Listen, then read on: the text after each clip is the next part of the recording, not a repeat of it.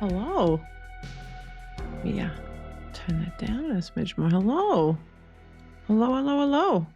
Hello. Hello, hello. Hey, she's back. She's back. Yeah, I needed to fix her. She now has a skirt. So she's not problematic like other VTubers costumes. Hello. See, I've got a skirt on. It covers the hips. Everything's fine. I'm actually pretty covered in this. But for being pretty covered, it is pretty good. You don't always need to see everything, do you? No. That's the best part. It's just, it leaves just enough to the imagination. Just enough to the imagination. Hi. Yes, like a proper nun. Yeah, Jesus is over here. He's here with us. I thought that I'd let her run a bit wild today since, Elvira's been dominating for Halloween. So yes, Jesus is just over in the corner giving his skull a kiss with his pumpkins. You know how he is. He's got to show his pumpkins some love. And the lightning, as always, is here. How's everybody doing? It is Monday. I'm not a big fan of Mondays usually, but yes, we are 3 days out from Halloween. Holy shit. Time for disappointing gooning session ending. As I've said, it's going to come to an end. It's going to be like, and done. So yeah, it's just, yeah. Yeah. I know that everybody had probably a boring day because the bear wasn't streaming, but there was a lot of other great streams going on. I saw So Freely was streaming. Jason, as always, was yapping because that's what Jason's good at, is yapping. Good streamer. Oh, 18. Close. Next time I see Giant Ewok in chat, I owe him a roll because he rolled during the thing we did on Friday, which was amazing, by the way. See, even the lightning thinks it. And I owe him one because I forgot to move that scene over to that setup. So I had everything else there, just forgot the fucking dice for some reason. So I owe Giant Ewok a dice roll. 100%, 100p. Yeah, we did, if you didn't see, which if you didn't, how fucking dare you? Like, what the fuck is wrong with you? We did an amazing collab stream with So Freely, Littlest Bear 36, and UB talking about men. Relationship stuff, dating on the sites, and just our experiences with some men, not all men, in air quotations, not air quotations, all men, not all men. You don't listen to women? Well, fuck you, Brilliant Drink. But yeah, we had a great time. We bullied Double Scuffed, who also just ended an amazing subathon for his birthday. Congrats to Double Scuffed for an amazing event, a great subathon. He actually stayed the fuck awake. So we can't make fun of him for being that old anymore because he did stay awake. Yeah, I did troll the shit out of poor Marty at the end of his stream when he was playing Don't Scream. I got it so bad to where I kept saying, like, his birthday balloon in the background, hey, yo, it's getting closer. It's getting closer. Be careful, the balloon's getting closer. And he got so upset. He grabbed the balloon next to his head while he was like trying to play the game because the balloon was freaking him out. I knew I could get him with that one. The sounds, that wasn't the way. It was the balloon. 100%. So yeah, that was really great. It was a really eventful weekend, wasn't it? Everybody was up to something. Jason had Taylor. Double Scuffed had his, subathon. I did my, panel on Friday. Jesus fucking content Christ. Everybody's just at it at the moment, aren't they? Everybody's fucking killing it. So yeah, it's amazing, and then yesterday got to have some fun time with Bear and did the really fun Liars Bar game. That was great. I loved it. I really love it. Hey, Asdeef. I'm going to say hi to everybody too because I didn't say hi. Hi, Yubi. Hi, Tiamani. Hi, Elysium. Myself, Zenodo. We've got Squirrel. We got Emo Fest. Hi, Emo. Glad to see you here. I think I saw this. I just said hi to Asdeef. Let me scroll up and look at here. Sisyphus. Hello. Hi, Lily. Who else we got? We got Cookie. Hello, Cookie. Cookie's always here. Yeah. Hi. Welcome in. You have a heart. Oh, God. Hinge stories already. Oh, God. You just started on Hinge as well, too, didn't you? It's kicking off already. But yeah, today's going to be fun. I've got some Halloween content. Of course, it's all mostly Halloween content. We've got Rachel, who is back. She did a haunted tint type, which is a really cool type of spirit photography. And then we've got that TikTok creator who does a lot of haunted baking, etc. He did a special Halloween video with, of course, his very echoey TikTok audio. I don't know why he has issues with his audio, but we still love his content. We love him. I also have a video I've been trying to watch for a while, which is about the final girl trope. If anyone's ever watched horror movies, you probably know exactly what the final girl is. It's like the last girl standing, and it's usually like the one who like outsmarts the killer, etc. So got that. I've got also, some Buba Senjan, the drawing, the one who likes to draw things in particular ways and teaches you, how to draw marbles in a bag and things like that. you know? Then I might skip the last girl trope though, for one thing. I did find an amazing video by someone about the like Lady Death basically, and about like all of her different weapons she's had in the comic books. And it's just, oh, I forget how amazing Lady Death was drawn. So yeah, lots of fun shit to do. So much shit, so much shit, so much shit. So yeah. Link in the menu here. But so we're gonna go ahead and pop over to chatting then and get started on some of that amazing shit done. Oh, welcome to my blood church. Amen. We're gonna go ahead and watch Rachel now. Rachel's got some great vibes going on. Rachel is like Halloween queen as well. We love her. Rachel is amazing. It's the Blood Cathedral. I am so tempted to play the new Diablo. I have already owned the game. I've owned it for a long time. I have not purchased anything new, but I don't feel right purchasing new shit. I don't know. I don't know. I know Will's playing it, and it's making me very tempted to get my Necromancer daddy back out. I have an amazing Necromancer character. Literally inspired my first tattoo. I sent pictures of my Necromancer character to my tattoo artist from my first arm tattoo. So yeah, has a special place in my heart. But yeah, okay, let's get this bitch rolling. I am not warming you up. I am not giving you any short content. I'm not going to lube it up, and I'm not going to put it in slowly. You've all gotten, your content holes have been stretched enough over the last few months. I think you're at a level to where I can just shove the content in and you'll be fine. You know, you'll be good. You can do way more than you think. The human body is capable of so much, especially when it comes to content. We just cram it right in there and you'll be good. It'll be fine. Trust me. Trust me. I'm a gentle content shover. I won't shove it in too hard or too fast. We'll go nice and slow. Okay? Just relax. Relax! Okay? So yeah, that's time for Rachel. And time for my computer to blink once. Was that dramatic enough? I feel like it wasn't. We need more fog. Not today, hopefully. Good evening.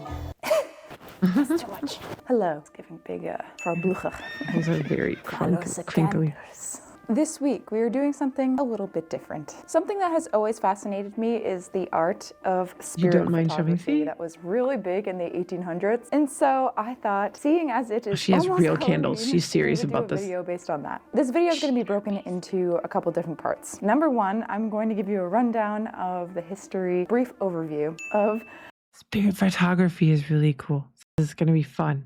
But I do love that she is literally in her basement with candles. My basement's like this, but I can't stand up in it. And it's like way more stones. And it looks like a literal dungeon. The tintype, spirit photography. And then the second half of this video was actually in collaboration with an amazing photographer, Sophie Chalk. She's based in New York. So I will pack up my bags and head... Bags. Wow. Bags. That was very Canadian.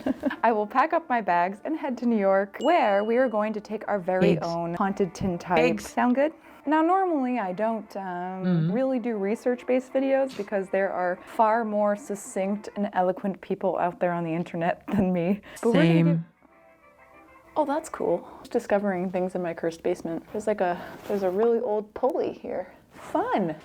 But I'm going to try my best to break down this information in a way that I personally learn. Taking bets that was for stringing up shit to betting. It was for stringing up things in the basement to either dry and or be skinned because it's an old farmhouse. Right then.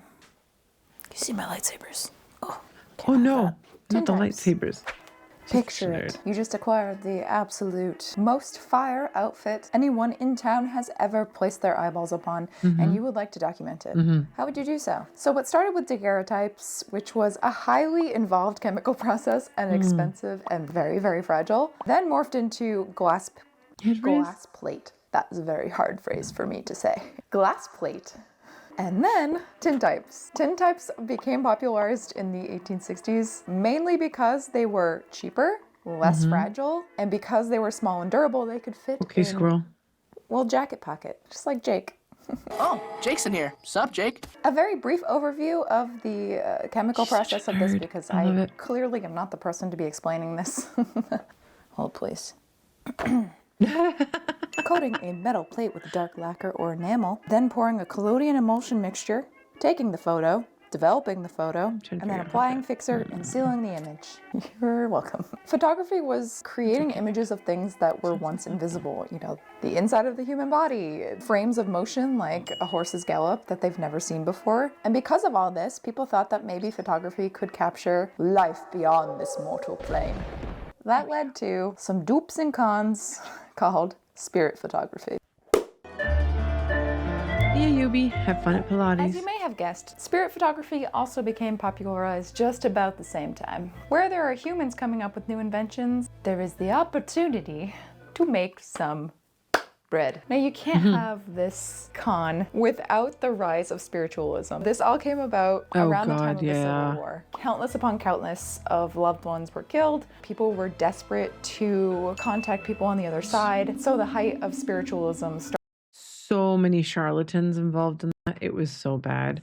Like, people were literally just con men going around saying, oh yes, I'll help you get in contact with your family. And oh, it was really bad. Around this time. This type of photography and this type of trickery really preyed on those kinds of people. Yeah. I hope you're focused on me.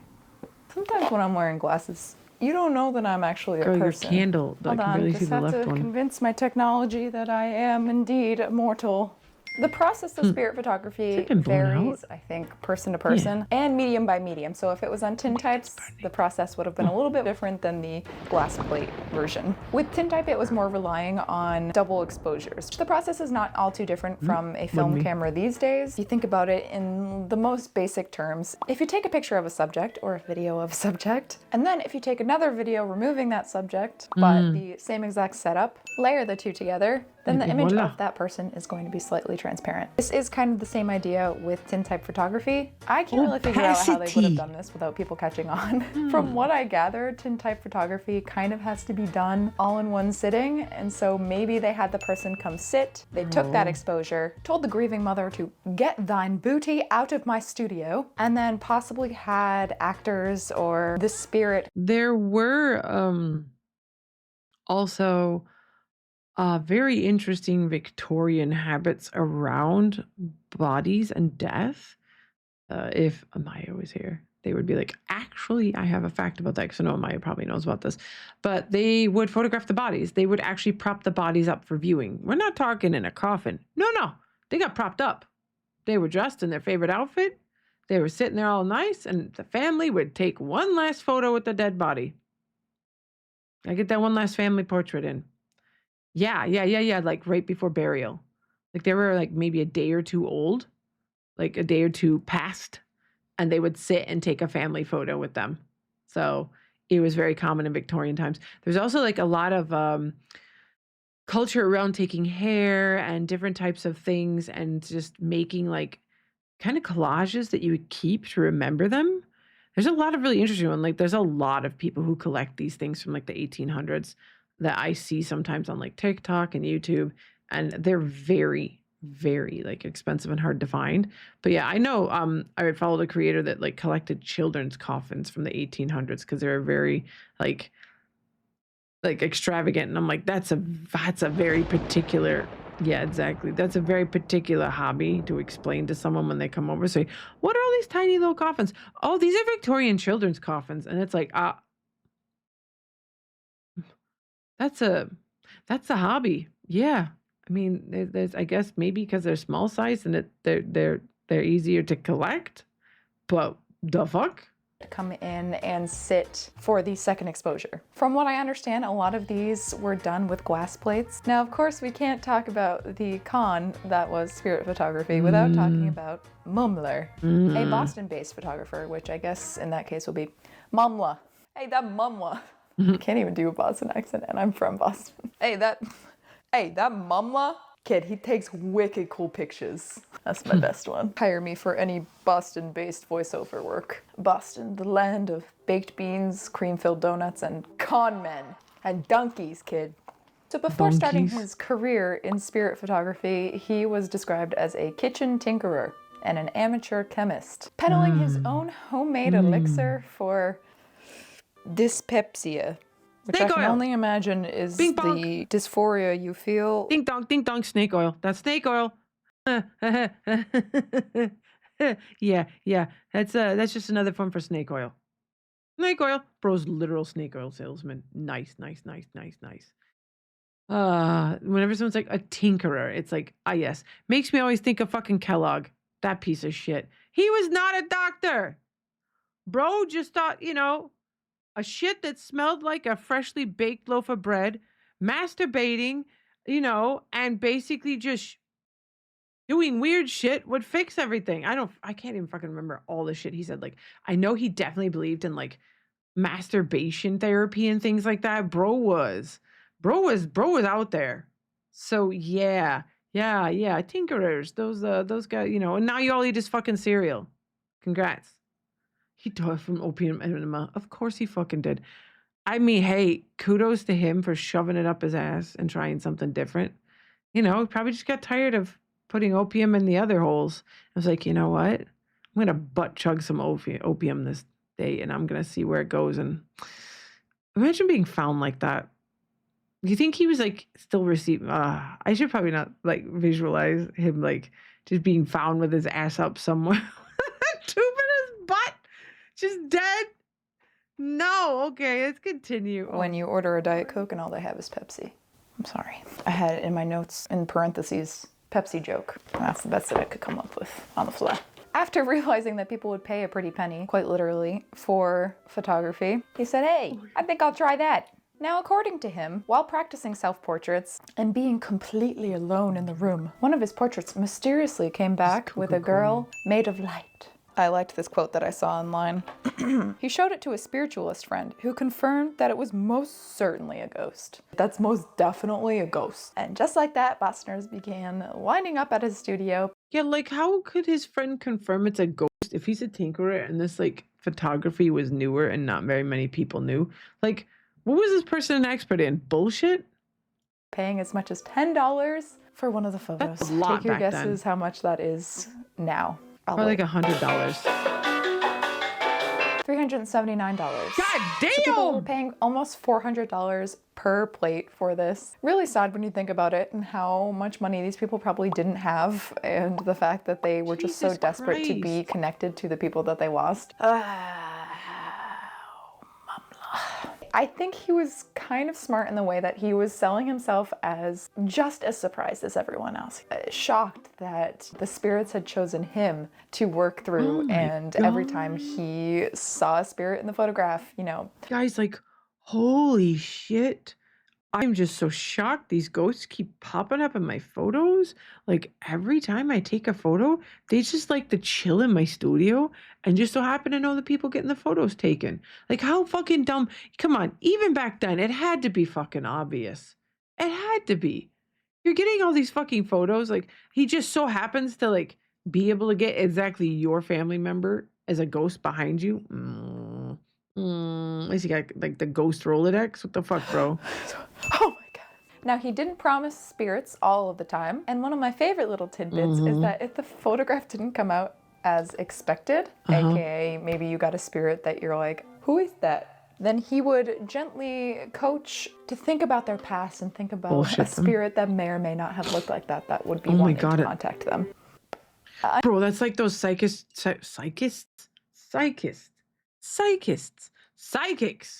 That's the word.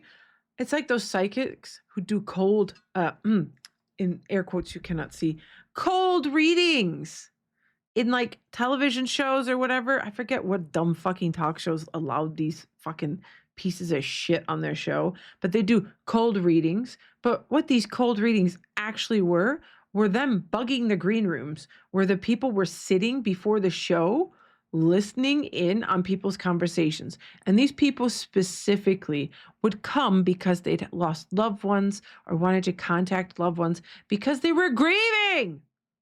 And this piece of shit would listen into these people in the green room while they're talking about their loved ones, take fucking notes, get like descriptions of what these people looked like, and then like make notes and have them fed to them through an earpiece. That's what pieces of trash we're talking about. Exploiting people's grief for their own fucking benefit and success. Fuck that. I don't respect that scam. That one's annoying because that one fucks with people's feelings. And someone could be like, well, maybe that helps them move on. No, that's fucking lying. Like, I understand sometimes you have to lie to yourself, but making money off of people's grief is gross. It's fucking gross. Come on, man. People lost someone they love. If somebody did that to someone in my family, I would find who they were and I would make sure they could get in touch with their loved ones that had passed very quickly. I wouldn't need any information in order to help them with that one. I could show them the quickest way there. Undoubtedly, he started getting in a little bit of trouble for this. In one instance, one woman was wanting to get a photograph with her departed brother from the Civil War. Oh, God. Wham, bam, $400, please. And then her brother miraculously came back from the war and was very much a corporeal being. Although he lucked out on this one because the woman did not decide to blame him. She blamed that presence in the photo as an evil spirit trying to deceive her. Which from now on, if I get a photo of Gaslight myself yourself for that I spending don't $400 on a that's photo. my excuse. In other instances, people... I'm trying to think, when's the last time I spent $400 on a photo? Ah, wait. Okay, yeah, I've spent like $800 on photography before. Okay. But digital photography, and that's different. That was more the studio, the time. Like, that was like last year sometime, I think, wasn't it? Yeah. I had to get like some new like photos taken for stuff. But yeah, that's like, shit's not cheap, but goddamn, $400 for one photo. From that photo shoot, how many photos did I get? I got like 30 photos, all like properly like photoshopped and done and like in the sizes I needed and like ready for like digital work, etc. for €800. And they get that one shitty photo for 400. Come the fuck on. would start recognizing the spirit in the photos. Mainly there was a man who recognized the spirit as his wife, who was very much alive and who very much had just visited the studio to get her portrait taken, which leads into the method of how he did this. Unlike the process of a double exposure, it is thought that he essentially took 2 plates, which is why he could reuse old plates that he already had from other people, put them on top of each other, and then create the finished portrait. To explain that a little bit better, here's someone far smarter than I am. On the left, we have our plain piece of glass. Then we have our ghoul, and we have our vintage negative. So what Mumma would have done was photograph the sitter. Give me a veiled ghoul. To make sure that the ghoul lines up evenly with the woman. You can see it's very easy to see the specter there and the woman as well. And as I'm talking, right, I want you to go ahead and inspect the negative. So now I've shown you that there's nothing out of the ordinary, but when I slip it in here, now it's in contact with the ghost. So when I pull it out, we have a total package here. Go ahead and we're gonna load up our negative into our frame. Okay, I'm sorry, the way he keeps fiddling in that apron and dropping that picture exactly where he's dropping it and just pulling it out, it's just a little weird. He's like, you pull it out and then the ghost's there, and it's like, yeah, okay, bro, why are you fumbling there? If I open the printing frame, don't do it again, to reveal the specter inside. Eventually he was taken to trial, but he was acquitted because the defense argued that humans were doing something that a generation ago would have seemed like magic, so who is saying that photography couldn't do the same thing? So, with that preface and with that little bit of information, it is about time for me to take my trip to go see Sophie. Let's talk game plan. Sophie and I had our little planning inspiration session, and what we wanted to do was our own little take on this spirit photography, taking inspo from the play Death and the Lady, and then this old photo. I love that photo. That one's one of my favorite. I really love that one. Take on this spirit photography, taking inspo from the amazing photo. Okay, calm down, lightning. No need. Yeah, love that. Play Death and the Lady, and then this old photograph that we both really connected with. So we're gonna utilize the double exposure and put a bunch of skeleton hands and real hands and flowers that represent death to create our own little story. I am very excited for this trip, and while we are not directly replicating one of the spirit photographs, we are going to be using kind of the same methods that they would have been doing while putting our own little spin on it and creating art. And I am so glad Sophie is the one to be doing this. I am obsessed with her work, the modern spin on historical processes and historical photographs, while allowing space for, you know, a demographic that maybe didn't really have access to these photographs. So let's hear from Sophie a little bit more about her process and her background. I'm Sophie. I'm a fine art photographer, portrait artist, and printmaker specializing in alternative photographic processes that predate roll film. Over the last decade, I've been building a falsified archive of images created using the antique Victorian era. Oh my God. Oh, Jesus, girl, you are fucking cancer in a bottle. Like, seriously. The fact that she's got to wear a mask tells you everything. Old photography and old baths. Oof, oof, oof, oof, oof, oof. I'm also gonna run the ad. But, you know, if you'd like to subscribe, you can. You know, I shall absolve you of your sins. I'll bless you. You know, or better yet, if you have subscribed, I don't have to bless you. I could also punish you. I forgot that I had this. So I could technically, let me minimize that for a second. It's fun. Space does everything. So yeah, I could technically use a little, but I'm gonna put that away. Okay? So yes, the ad's gonna start here in a moment.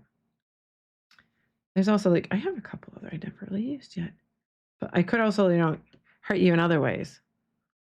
Doesn't have to be with that, you know. It depends on what flavor you're looking for the day.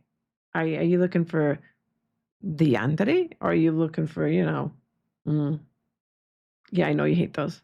A lot of people don't like them. It's because probably someone's either used them the wrong way or had the wrong hardness of them. They're very useful if you know how to use them and you're not an asshole with them. We'll put it that way.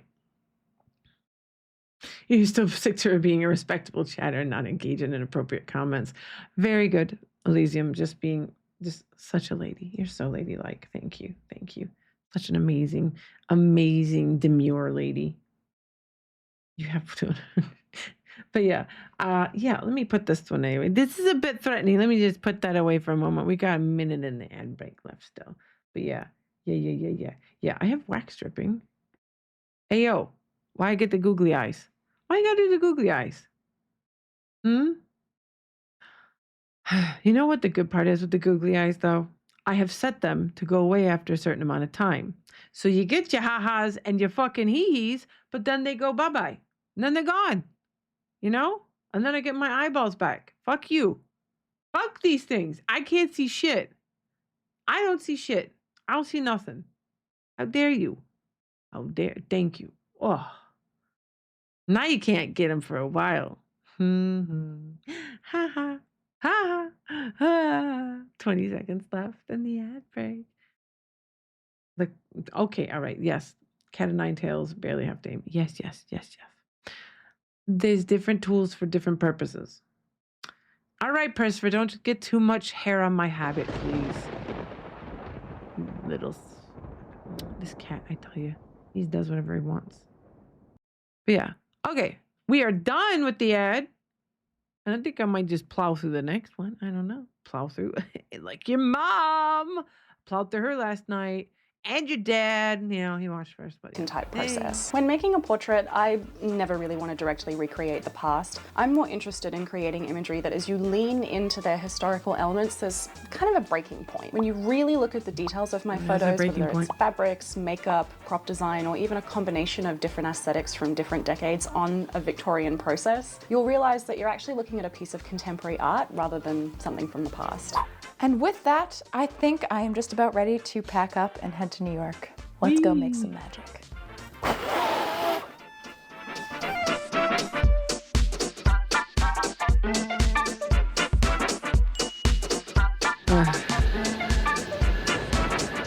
Although they say that New York is the city that never sleeps, I indeed do sleep. Pretty much as soon as we got there, it was time to go to a 15-minute Halloween react video about mommies.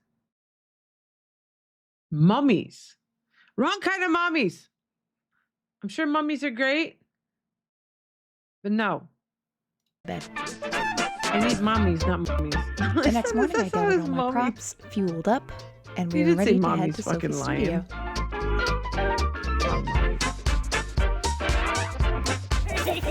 It's so good to see you.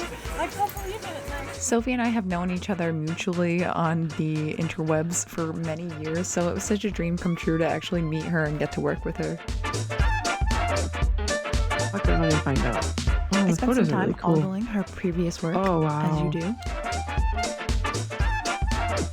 And then, of course, I admired her little development tent, which just inherently just looked very aesthetic to me. Aesthetic. Then she showed me some of the props that she had made for this. The fucking timing again with the lightning. So I've got one that kind of comes this way, and then one that kind of reaches underneath. My crow brain. No, I know, right? Did you say she's horrified to know that that lives inside her? Do you want to be like a jelly blob? Like, do you want to be just a pile of skin on the floor? Like, huh? I mean, it's not horrifying to know bones live inside you. It's cool.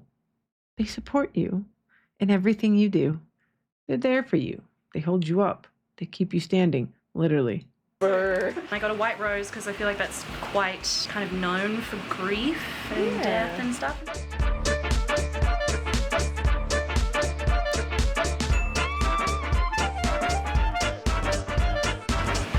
It's a process, baby. And it will vary. So these are kind of heavy. Oh yeah. Oh, Jacob Marley. Figure we could have maybe Clunchies one aren't that end heavy. that kind of comes around. Turn around. Yeah, maybe or- like around the torso. So whatever you're actually comfortable. It's easy me to say that, and guess where my partner is right now? They are upstairs in bed yet again watching Deep Space Nine. Why? Because it's gotten cold at night. And what do we have in our bed? A water heated topper. So they're snuggling their buns up in bed, all comfy, watching Deep Space Nine. That's what they're watching. They're just enjoying it. I'd been trying to tell them for the longest time the joys of going up early into that bed, sitting there and enjoying the warmth and just snuggling up to your chin and getting a book or like watching something. And they have been converted now. So there you go. They too have found the joys of just rotting in bed in the evening. With. Lay it on me. Okay. Ebenezer. Beep. There you go. Like rotisserie chicken. I'll just probably It's have to gonna be a really tone warm my lighting down a little bit. Because also you are like whiter than me. That's like, Girl, you're white. that's saying something. Because I am so Celtic in my ancestry. Like I'm not built for this kind of Cautious humidity. with weighted blankets, squirrel temper. Something people don't think about with weighted blankets is if you have sensitive joints or like you're double jointed or anything like that, that weight is pushing on your joints as well. And it can cause problems. I had a weighted blanket for a while and I had talked to my doctor about how, I was like using every now and again. They're like, you should stop doing that. I'm like, why? And he was like, your family has a history of joint problems. That's a lot of weight on your joints, especially your knees. So be careful. Like it is pushing down on your joints while you're doing that. So if you have healthy joints, it's fine. But like if you have potentially like issues with joints and stuff, be careful. It may not be for you. Built for marshes and potato And hunting. being on like a seaside cliff top in the wind and the rain. like snake around a little bit could be kind of cool. So he's got a lot of stuff that's kind of happening to the sides. Yeah. Quite interested in having something Yeah, see? Squirrel. kind of coming into frame. What is Monters? Chef's kiss. Then it was time to get dressed, which unfortunately did mean blocking out my brows. Honestly, I am at the point of almost just having these thin of brows. I'm just People kidding, I don't won't think do it. about that part of weighted Or blankets. maybe. Then it was time to block out all of the different arms that we were going to need and take a test shot. Also time for me to brush off my hand modeling.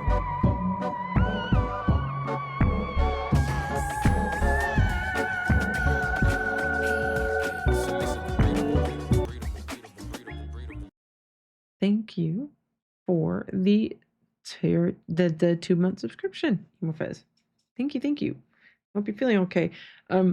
The chest pain after drinking things sometimes can come from the fact that you drink too fast or something agitates the esophagus, etc. Muscles there. It can happen. It's a normal thing. If you've ever had it to where like you've swallowed something and it's kind of sat a bit weird, you can get a very strong pain in your sternum area. That can happen. It's just the way that sometimes the liquid goes down, etc. This is coming from someone who used to have really big problem with medical hypochondria.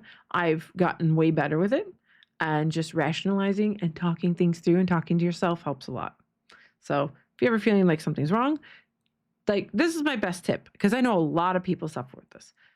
Take stock of your faculties. Go, okay, you say this out loud to yourself. Don't do this in your head. Say it out loud. Go, I'm talking right now. I feel like I have my faculties. My mind feels clear. I'm touching my fingertips. I can touch my fingertips to each one. I can touch each fingertip. 1, 2, 1, 2, 1, 2. You count, but then you stretch your arms out, you stretch your legs, etc. And then you go, I am going to sit here and breathe deeply for a moment and wait and see if these things still continue. And if you're like freaking out about other stuff, you can just say like a tongue twister or something, etc. These things will help you walk through what's going on and calm down. Talking to yourself helps a lot in this situation because sometimes if you stick in your head and you're like, oh my God, oh my God, oh my God, what's that? What's that? What's that? You'll spiral a lot more. Yeah. Check your face. Just say your alphabet. Say whatever. Just say things like mine's supercalifragilisticexpialidocious because it's a bit of a difficult phrase to say. I'll go supercalifragilisticexpialidocious. I'm like, oh, look, I can say it. I can say it. I can say it. Okay, cool. I had an experience this morning where I woke up and my windows are open. I live in the countryside and holy shit, I could not place this smell in my bedroom. It was like rotten, like eggs. And I'm like, what the fuck is that smell? My partner can't smell anything for shit, but they smelled it as well. And I'm like, okay, that's good. That's reassuring. And I could not suss it out. And I figured it out. It was gulle. Gulle is like something that farmers spray on fields to, it's basically like cow shit and piss that's like sprayed on the fields. And I guess there had been rain overnight or something had like triggered the smell to kind of like be really strong. And it just surprised the hell out of me. I just woke up to that smell and it fucked with my head so badly. I was like, ah. So yeah, if you can, just talk to yourself. You can calm yourself more than you think and it will help. I have like pulse issues to where like my pulse can like go up to like 150. I take medication for it because of my neck. Shit like that can happen. And like talking myself through these things has always really helped. Yeah, I know I thought gas leak, but no gas leak. I have heating oil in my house. So I knew it couldn't be gas because I don't have gas in my house. I have heating oil. And that is a very particular smell. So yeah. Old house. Oh, she looks so pretty. Going to my little hobbit hole. A little hobbit home. Look at it. Boop. Oh, whoa. Oh, that's so cool. What's happening?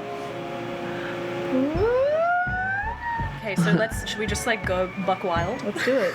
Always. Now that we were comfortable with the blocking, it was time to move on to the chunky 8x10. So we started the process again with even more hands and poses. And we even got Nick involved because you know what they say, a couple that hand models together is full of talent and should be revered. Little hand modeling.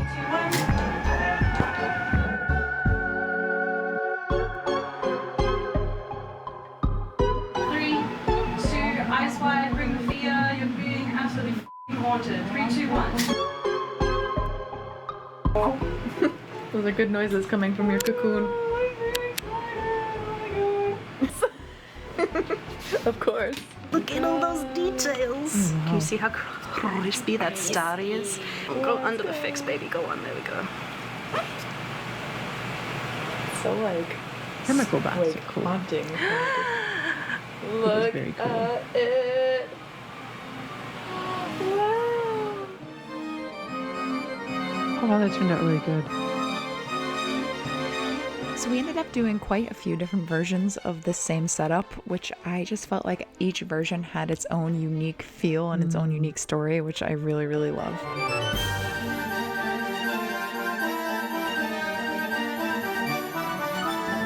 The Dance Macabre doesn't get me fucking muted. We'll see. You never know shit. Oh, it was so good to meet you and just like make art and have fun. After some hugs and Nick and I's quest to find some gelato, it was time to head to bed and head right out of New York. And just like that, our journey has come to an end. Huge, huge thanks to Sophie. It was such a fulfilling and fun day. I'm so happy with what we created. She is truly so talented. So if you would like your own tintypes taken, she's your gal. That is it. I cannot believe October is already almost over. Absolutely insane, but also I am very ready for it to be over because every year I make the decision to work myself into the actual ground until I end up looking like this gif. If you would like to see what I've been up to, there's Maxine over on Instagram, behind the scenes and live streams over on Patreon. Yeah, her Maxine on Instagram was great. Maxine over. So take a look. Yeah, she's done some great ones. She did Lydia and she did Catwoman. That from the Twilight series. I think it's Alice. She did a My Chemical Romance one. Bram Stoker's Dracula. She does a lot of the male cosplays as well. That's her as Dracula. I think it's that Limity. I can't remember the name of it. We saw her do this dress on stream. She did that. Debbie from the Addams Family is what that one is. Sally, you know, really great, really great. She has a bunch of really good ones. So you can, I think she's under the same name, Rachel Maxey, also on Instagram. So over on does it Instagram, every behind year. the scenes and live streams over on Patreon. Very excited to take a nap, which I will be doing on November 1st. And normally you wouldn't see me for another 2 weeks, but I am going to have a bonus video up next week so that I can take the first week of November off. Keep an eye out for that. It's cursed. I hope that you like this little journey. I know it's a little bit different from what I normally do. It's nice to have a little, you know, educational experience every now and then for me personally to take a break from making things. I felt like it was very fitting for this time of year, and I hope that you learned something. I love you so very much, whether you're new or old to this channel. If you're new here and you feel like sticking around, feel free to subscribe. I upload every other Friday. And we have fun here. And I'll see you in my next video. Bye. You get very shiny, so you'll have to be on the lookout for that. I get super shiny. Don't worry, I'm the shiniest. No, I'm the shiniest. You wanna fight me? you wanna fight? Damn. Ooh. Good thing there's no smoke detectors down here. But I feel like in order There's no to windows, that, so uh-oh. My name is Angela. Also became popularized.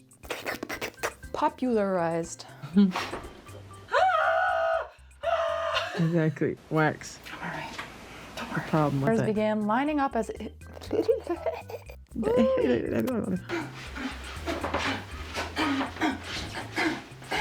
is ominous. Sorry, ma'am. We only have Pepsi. Hassan's nightmare. I'm sorry, sir. We only have Pepsi. No! Yay. I love Rachel. That was good. That was good. That was good. That was good. That was very good. Okay. More Halloween content. Yes. So what we got next? What we got next? Halloweeny. Get your Halloweenies out. I mean, yeah. Halloween. I don't know what you think. Bedtime? Aha, watch. No. My watch is like, hey, oh, you know, you should go to bed in the next hour. I'm like, aha, no, not today. The squirrel gets his weenies out. There you go. So, Halloween. Time for practical peculiarities. And please excuse his microphone. He is known for this every goddamn time that he does this. But his content is worth it. It is good. I enjoy it. I really like it. So you might have seen him on TikTok or somewhere else, but he is very big on TikTok. And I think he's doing like a cake show in that. He does mostly baked goods, but he also does like spooky crafting, etc. So yeah, this one's quite big. This is a big old chunk and 38-minute one. Oh yeah, prepare thyself. Prepare thy loins. You can get 38 minutes of it. So yeah. I'm just clicking things, don't mind me. Yeah, it's look at the monster cake, etc. All the fun stuff he's made. I have a very special night lined up for you. Join me in my cheap old haunted house for a night of treats, tricks, and maybe a few ghosts. I'm Nick, and welcome to Practical Peculiarities.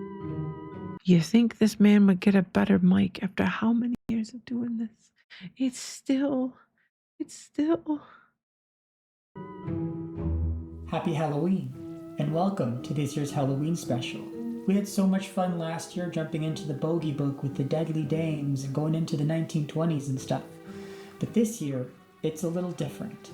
As some of you may know, I moved from my small apartment in Los Angeles to a cheap old haunted house, and it's so cool and so charming. Cheap old meaning full of asbestos and most likely probably gonna cost him a lot of money to fix up. So totally nothing. I mean, he could literally like hide it on his vest. He could put the little spider like Penny has a bit up and then put the mic a bit above it. And then if he didn't want it to shine, he could literally just put some like black masking tape over it lightly to cover any letters and you'd never see it. You'd never see it. Just put a little something over that and boop. But no. There's always a solution for everything. It would be a temporary solution, some matte black tape. You'd be good. But no. And a little creepy. And I'm not talking about the hideous linoleum floor that's in the hallway or the horrendous aluminum siding that's covering all the original woodwork. I'm talking about creaky floorboards and shadows that I see out of the corner of my eye. Yeah. All the creepiness that I've discovered in this house, like pictures. We're such audio perverts. I feel like he has a boom mic, but I feel like he's not positioning it properly. That's the vibe I'm getting. Boom mics are very particular, if I'm not wrong. Like you have to have them positioned just right for them to work well and have them like set up well. If you don't, then they don't give you the same effect that they normally would. And plus a good boom mic is like really expensive. So maybe he doesn't have like the best one, but yeah.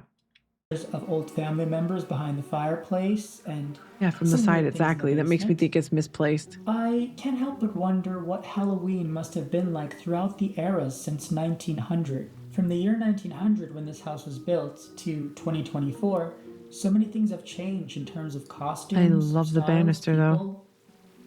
Decor. As a matter of fact,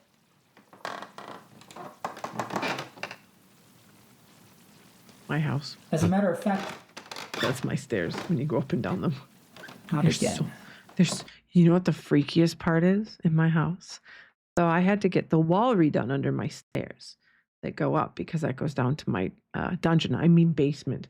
And when you open the door to the basement, you can see these old stairs and all the wood when you look up, and there's nails and shit poking out, and there's a, you know, very interesting old hooks and stuff. Like it is definitely like, it's creepy. Plus when you go down there, there's like only 2 windows and one's on the left side and one's on the right side.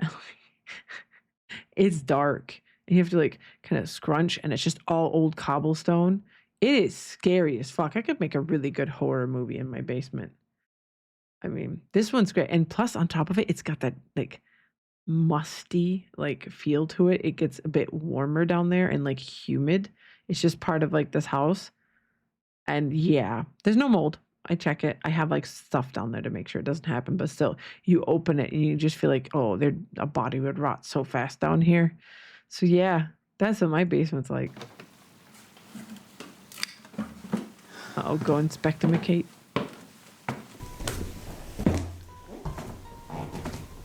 That microphone on the floor sounds so bad.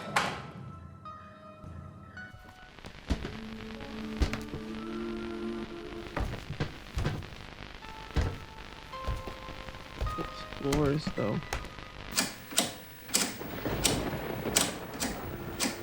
Lightning's adding. Oh, did we give you a fright? They're back. Oh, Nick, you're such a scaredy cat. Did you miss The bad wig witches are back. I'm sorry. The wigs of Witchwick. The bad wigs of Witchwick. I'm sorry. They're bad wigs. They're not good. It doesn't cost that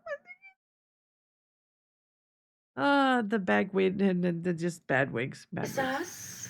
The Deadly Dames. Why are you in this old television? The Deadly Dames with the bad Well, it's that time of year again. We enjoyed last year's shindig so much that we thought we'd crash this one. But we see you don't have much going on here. Wait, are you here to torment me again through song? Oh, we never turned down the opportunity to sing. Oh God, But please we're don't sing actually again. here to give you a message from beyond. You're not alone in this house. Well, obviously, you're right in front of me. Oh no, there are others. Quite mysterious spirits too. A lady in a blue dress started zipping in and out of the floorboards and stashed something under that white floorboard. Over there. Uh-oh. Bro, you can get these noises sounding better than your microphone. I don't see anything. Under the piece of linoleum. It is extra. Do you know whose channel? Like, whose stream are you watching? Like, seriously, come on. Pick up the board. Oh my God, the tools.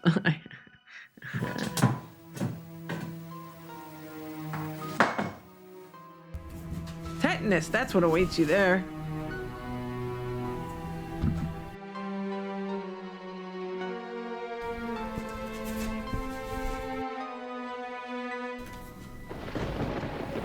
This book of tricks has served me well. Its treats will put you under a spell. Gentle Spooks, Mary B. 1956.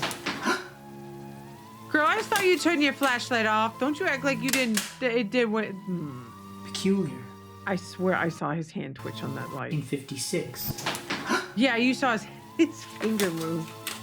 I mean, I'll give it to him. He got the timing down, but I saw it. Peculiar. Very I mean, that's why he used that one, because he couldn't use a clicky flashlight, because you hear click, click. Oof.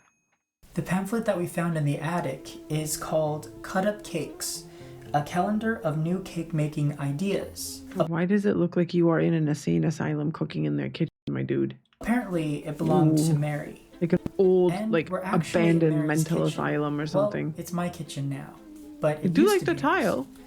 It's lovely. Now, it makes perfect sense that this book is from the 50s because in the instructions it What says was that in the use background? a cake mix. Back in the 50s, cake mixes were a staple in kitchens across America.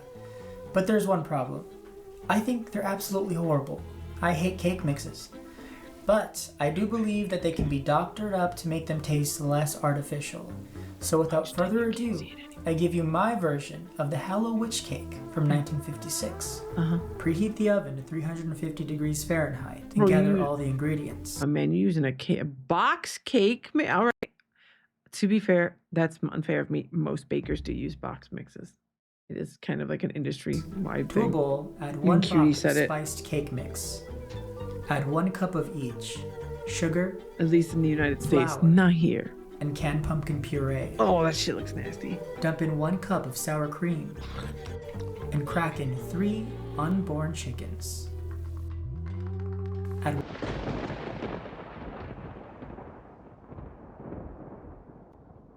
You done? Thank you. I can talk now? You bitch. Damn. The 3 unborn chickens shit reminds me of the name of like a dish in Japan that's called like mother child bowl. I am not kidding you. It's like chicken with eggs. It's so fucked up. It just popped in my head again. 1 cup of whole milk. Oh, this is 2 triggering me how he's teaspoons of mixing vanilla it. extract. Oh my God, why are you mixing it all like this? It just hit. Bro, mix the liquids first. Oh my God, how are you? Oh, no, no, no, no. Oh, I hate this. Oh, I don't like this. I don't like this. I don't like this. I don't like this. I'm gonna sit here and like bitch about it and run my ad. You don't like the ad? Subscribe. I get gifted. Or get fucked. I don't know. If you're lucky. This lightning. She being a cunt again. But yeah, you're supposed to, like, I swear, you're supposed to group. Whole milk. Look at that shit. No, I don't want to think about how that's going to be to stir. Oh, that just gets me too much. Yeah, you can use your Twitch Prime. Exactly. Also, if you are on mobile, do not use Twitch's subscription. If you go into my profile, like if you go into my like about section on Twitch, in my description, you will see a subscription link. That will link you to the desktop. So that way you can get desktop prices. Because I don't know if it's still the case that mobile costs more. I think mobile does cost like a smidgen more. So if you are on mobile, check underneath on my profile. You will see that. So that way you don't have to pay like full ass fucking Twitch mobile prices. They can't hear that if they have the ads. Well, I get fucked. They could hear it. Maybe they can hear it. Who knows? Who knows? I haven't seen ads in so long that I don't know anymore. I have Twitch Turbo, so that's what I do. $2 extra. Yeah, and it just goes to Apple and Microsoft. There you go. Yep. $2 extra. I will re-explain it once the ad breaks over. I'll re-explain it. I don't think very many people are here that aren't subscribed, though. Most people are. Okay. Welcome back. As I was saying, if you are on mobile and you want to subscribe, don't do it over the Twitch mobile app. Use the link in my About section on my profile here on Twitch. It says subscriptions. Click on that. It'll take you to the desktop, and you can go ahead and use the desktop version. Freudian slip, pardon me. Thinking about what I'm going to be sacrificing this week. Sorry. Use the desktop version to subscribe, and you will pay less money. So there you go. Some streamers do that. You can always check in their profiles to see if they have that link. Let's continue with this absolute fucking mess of mixing all this shit together in one bowl. My dude, the liquids with the liquids in the chat. Don't do this. Don't fucking do this. This is how you get lumps in your cake, okay? God damn. Oh. 2 teaspoons of vanilla extract. Why? And a 1/4 teaspoon of salt. Fold it in with a rubber spatula. Yes, I was able to get the link in there. It works if you click on it. Do this until all the dry ingredients are incorporated. It's okay if there's lumps in the batter. No, it's not okay. It's not okay, motherfucker. It's not. You just want to make sure not to overmix this, because that makes the cake tough. I don't want tough cake, bro. What? Spray a 9x9 inch pan with baking spray. No, Lizzie, I did get it to work. Remember, we did. And I got it to set up properly in the end. So like if you do click it, it does take you to the Twitch site. Yeah. I fiddled with it for a while. I like to brush it on to even it out. Fill the pan about 3/4 of the way full. Bro, you'll have some batter left over. Don't attempt to add it to the cake pan because it don't won't use bake spray properly. oils. Don't use spray oils. Just literally get some fucking butter and a paper towel and just put the, that's what I do. I always use like a folded up little piece of paper towel. I put a small little knife full of butter and I just use that to like smooth it on, or just put a glove on your hand, or just use your hand, but something that will like help spread it. And that's what I fucking do. Cause like I hate spray The oils. leftover batter will make a dozen cupcakes. Cupcakes. That's some aggressive typing. Goddamn. While the cakes are baking, we're going to stick He's with wearing the a sweater vest. I think he knows what he's 1950s talking about. theme and do a simple Russian buttercream. Now I love this buttercream because it's only 3 ingredients and it's not as sweet as most buttercreams. Is it Although the chickpea it is a stuff? simple recipe, there are some small things to keep in mind. And first has to do with the butter. The butter has to be soft. Holy shit. Ideally, Okay, bro, you've exchanged diabetes for heart attack. Cool. That's a lot of fucking butter. if you God can stick your damn. finger in the butter and it slowly glides through, it's good. That's slowly what? Ideally, if you could stick your finger in the butter, Stick your finger in the butter. See? You stick your finger in the butt.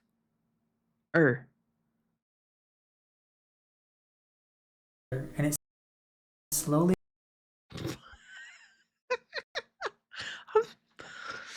I'm such a fucking idiot. glides Oh, oh no, he pushed too hard. It fractured the wall. through. Yep. Oh, It's good. it is If good. it's too soft, you'll have sweet soup. If it's too soft, just wait until it gets hard enough. Add 3 sticks of butter to the bowl and Hey, beat it for Acha. 3 minutes until fluffy.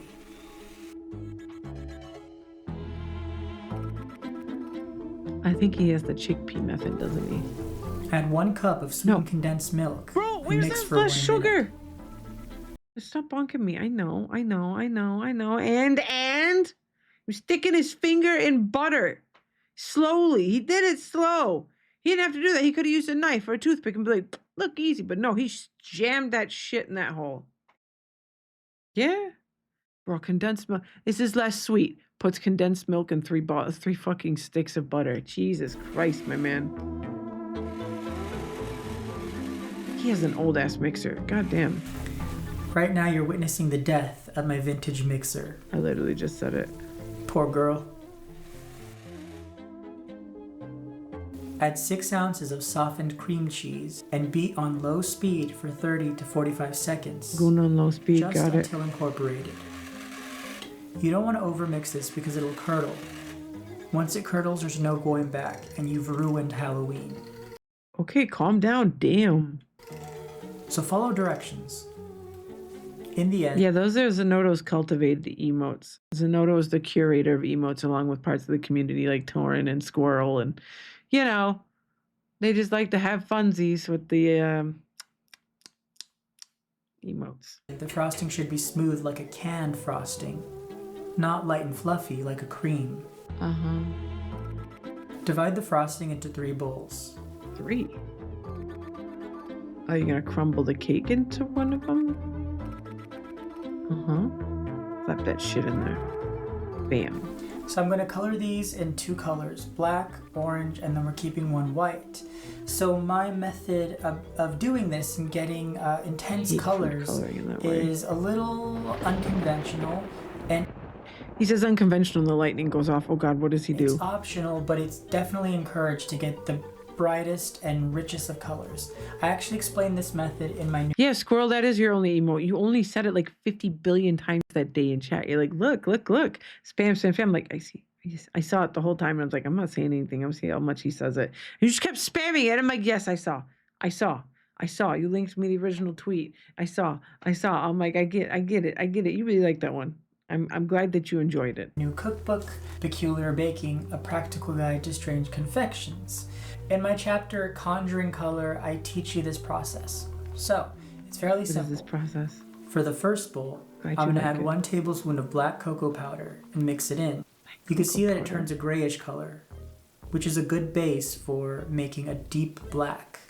Next, I add in a few drops of black food dye, and I mix it in. I find that using both of these gives it a really deep color, but it doesn't compromise the taste. To make the colors deeper, I blend it with an immersion blender. This deepens the color by emulsifying everything. Here's a before and after.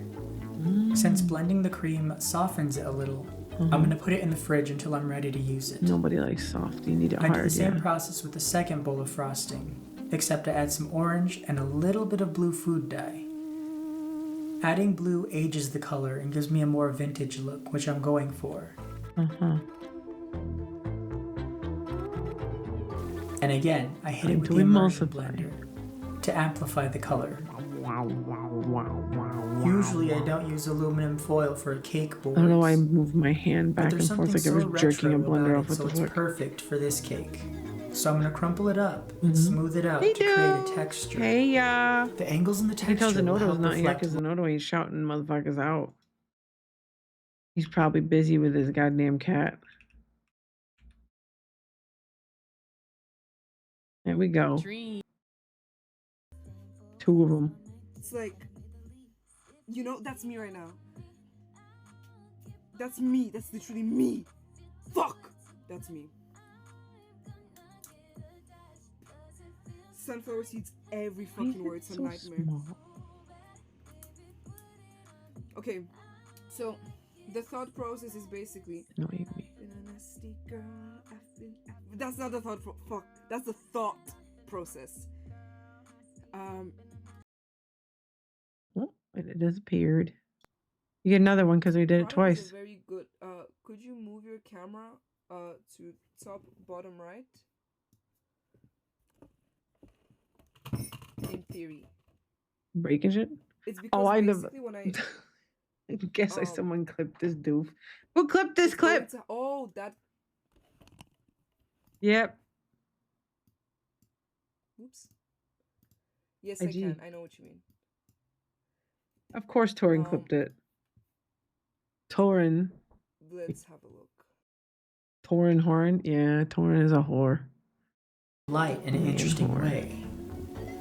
Once the cake is baked, I dump it out, turn it over, and you're gonna and smush flatten it. the top. If you've ever made a pumpkin cake before, you know that they're moist and sticky. I like a moist and sticky. I mean, yeah, cake. Who doesn't like that cake moist and sticky? Can't hate on people wanting cake moist and sticky. Don't look at me like that. Okay, let's continue. According to the illustrations in the book, nobody likes dry cake. It wants me to cut a little corner for the nose and a large corner for the hat. I flipped it around so you could see better. This looks a little simple, so I'm taking some creative liberty. Okay. First, I'm going to cut the tip of the nose off. Oh and no, turn it not the into tip! Chin. And then, I define the brim of the hat a little better.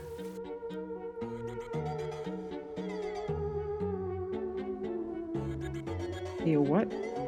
Starting with the white frosting, I marked the placement of the hair. Uh-huh. It doesn't have to be perfect at this point because it's just a base coat. Uh-huh. I smoothed the gaps in the face with orange frosting. Uh-huh. Did he let that cake cool ahead of time? Like refrigerate it? Because I feel like it's crumbing a bit. It's crumbing. Crumbing. Nope. I like to be mindful of the direction that I'm spreading the frosting. This direction imitates laugh lines. Oh, I remember I haven't eaten anything since like 2 o'clock this afternoon. You can afternoon. really see the face being formed. Well, let's just drink something, Spread shall the we? black on the hat. The sides get a little crumbly, so do your best to encapsulate the crumbs. With a putty knife or a toothpick, etch where you'd like the features to be. I'm adding an eye, a mouth, and some wrinkle lines. With the number 3 piping tip, go over the etchings with black frosting. But loves a little bit of piping, if you know what I mean. From there, add any additional details. I'm piping a classic buckle on the hat. Puritan buckle. Which? In the book, it's suggested to use coconut for the hair because the book is actually an advertisement for coconut. But I won't be messing up my cake with coconut, so I'm gonna. Nobody fucking this shit up with coconut. Does that mean he's a coconut hater? Pipe the hair on with these squiggles. Decorate the cupcakes with the leftover frosting. Those are vintage and cupcakes. Bam! Bro, and bam! To the floor. A perfect Halloween witch cake. Super easy, and dare I say, bewitching. I'm very pleased with my version of the Hello Witch cake. She's actually inspired by the Halloween die cuts that you see back in the 50s and even in the 20s. Well, there you go. That might be why, doof. 50s and 20s. Do we need to say more about why it's like that? But now to taste. So moist. And the cream cheese frosting. What's chat's stance on that word? Moist. Like, is it a gross word to you too? I know some people hate the shit out of that word and don't like it when people say it. Hold on. Let me give you a little taste of it, okay? Moist.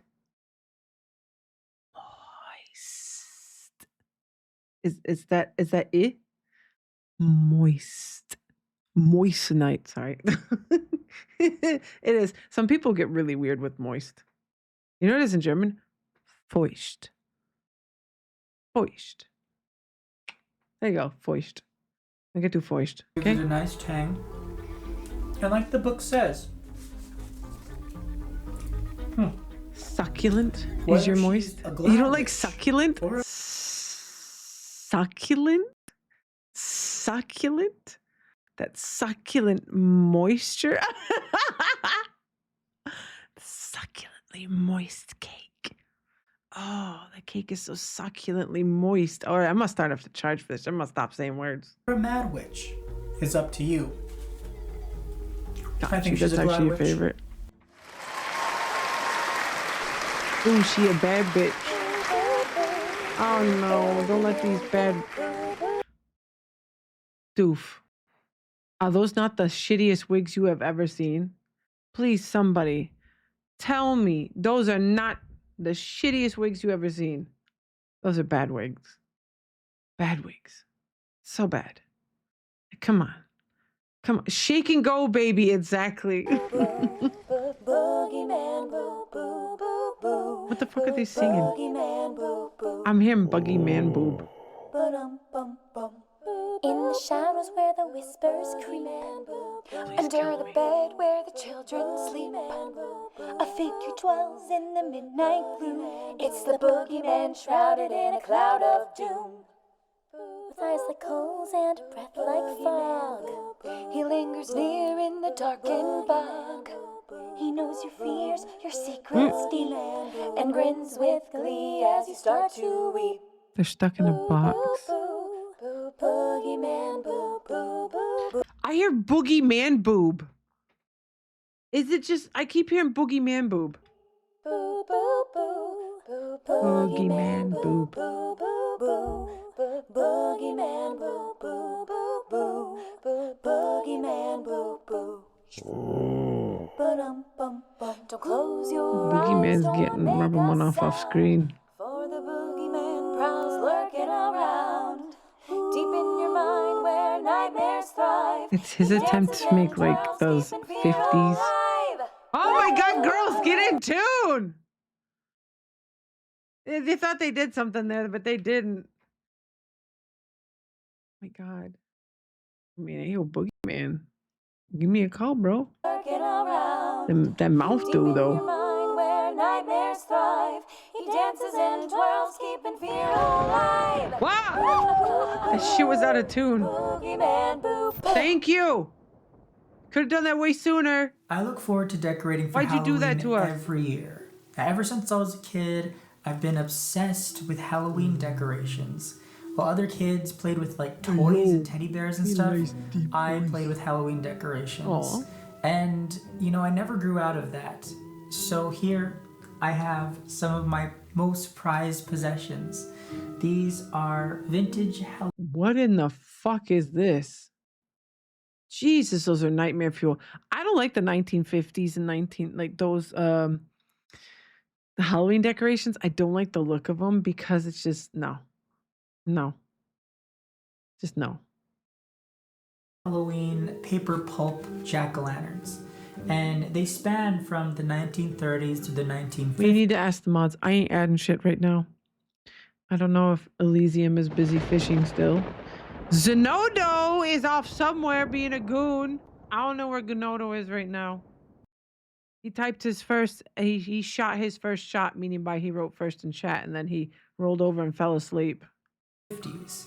You can see this one is a little scary. It's okay, Elysium. And that indicates yeah, look the in a minute. age of it. They're asking historically about because Halloween was a little creepier in the olden days, and as the holiday on the developed balcony? into the mid-century, it got a lot more happier. So 1930s, and this one over here is from the 1950s. Yeah, see, Lily can do it as well. Lily's here too. You should have emote rights, shouldn't you, Lily? You should. Expressions I think I gave everyone them. Happy, scary. Every year that these things get older, their value goes up and they get more and more expensive. That's and okay. I've been collecting them since I was about 16 years old. I'm just giving you a hard time, Zenodo. One of the craziest things about these is that people used to light actual candles on the inside. Like this one, you can. Oh, he's having stuff he's got to work on. Then it's fine. Candle residue on the inside, and also this one is my newest one, and it actually fell victim to the flames. Its paper insert is burnt to a crisp, but I like how it looks. Great candle holders, they burn. burn. Paper insert, it makes it more creepy. I love how they looked grouped together, so I'm going to keep them as a family and put them on my mantle. I love these two-tiered mantles because they give me an opportunity to decorate without that is feeling cool. cluttered. I do like that. My trick when decorating mantles is to incorporate levels. I do this by utilizing mini cupcake stands, turning small bowls upside down. Yeah, every basic bitch has done this. Yep, I've done that. Basic witches do this shit all the time. I have a window I have windowsills that are like full. If I ever actually had to get out my window in an emergency, I'd have to throw so much shit off my windowsill. It's not even funny. Like it would just. I think in LB's "What Do I Always Say" video, you see that windowsill, one of them that's like completely smacked full of shit. That one is like, no, that ain't opening. That's not going nowhere. The other windowsills in my house aren't as bad as that. Like, but a lot of them do have like terrariums and stuff in them. That's like what I have. I don't have plants. I have terrariums because I've made them, and I enjoy making terrariums because they look cool, like little trapped worlds. Levels are established, I like to add fillers, like these honeycomb balls and paper fans. If you saw my Halloween special last year, you saw that I made these festoons out of streamers. Well, here's proof that they last longer than 1 year. That shit's flammable as fuck. For the rest of the fireplace, I'll go fairly minimal, incorporating a simple die-cut banner from the 1940s. That's I gonna was catch on hesitant fire. about adding a banner to the antique wood, but luckily, the previous owners already made little tack holes in the mantle. My trick is actually using the pearl-tipped sewing pins to stick into the mantle. 1, because this makes them invisible, and 2, because it doesn't make the hole get any bigger. It just sticks right in. You hear that, chat? It doesn't make the hole get any bigger, it just sticks right in.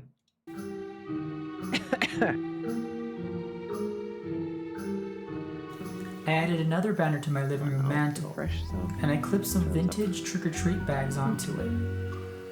I have a pumpkin theme in the dining room and a cat theme in the living room. Another way to use paper festoons is in the doorway. Between my living room and dining room, I have this pocket door threshold, and it has this convenient wooden pole. I'm using this to hang the festoon in an interesting way, Okay, I love pocket inspired doors. by Pocket the doors Victorian are so great. spandrels. A spandrel is a type of wood fretwork that's found in Victorian houses. In the center, I'm going to add this German embossed witch die cut from the 1920s. In the early 1900s, Germany imported a lot of really cool paper decorations to America, just Bro, let's not talk about that, okay? like the embossed ones. This is when the holiday began its popularity. It was just really cool what they had, all these weird vegetable faces. Boo. What the rats? You got a little hand puppet in there too. I don't remember having this. I like In the how he's garden just like, were shadows. you know, box jiggles and looks at like, what the rats? Bro, you just bought that house, and if that shit's happening, you need to call someone. Creep. Peering veggies, awake from sleep.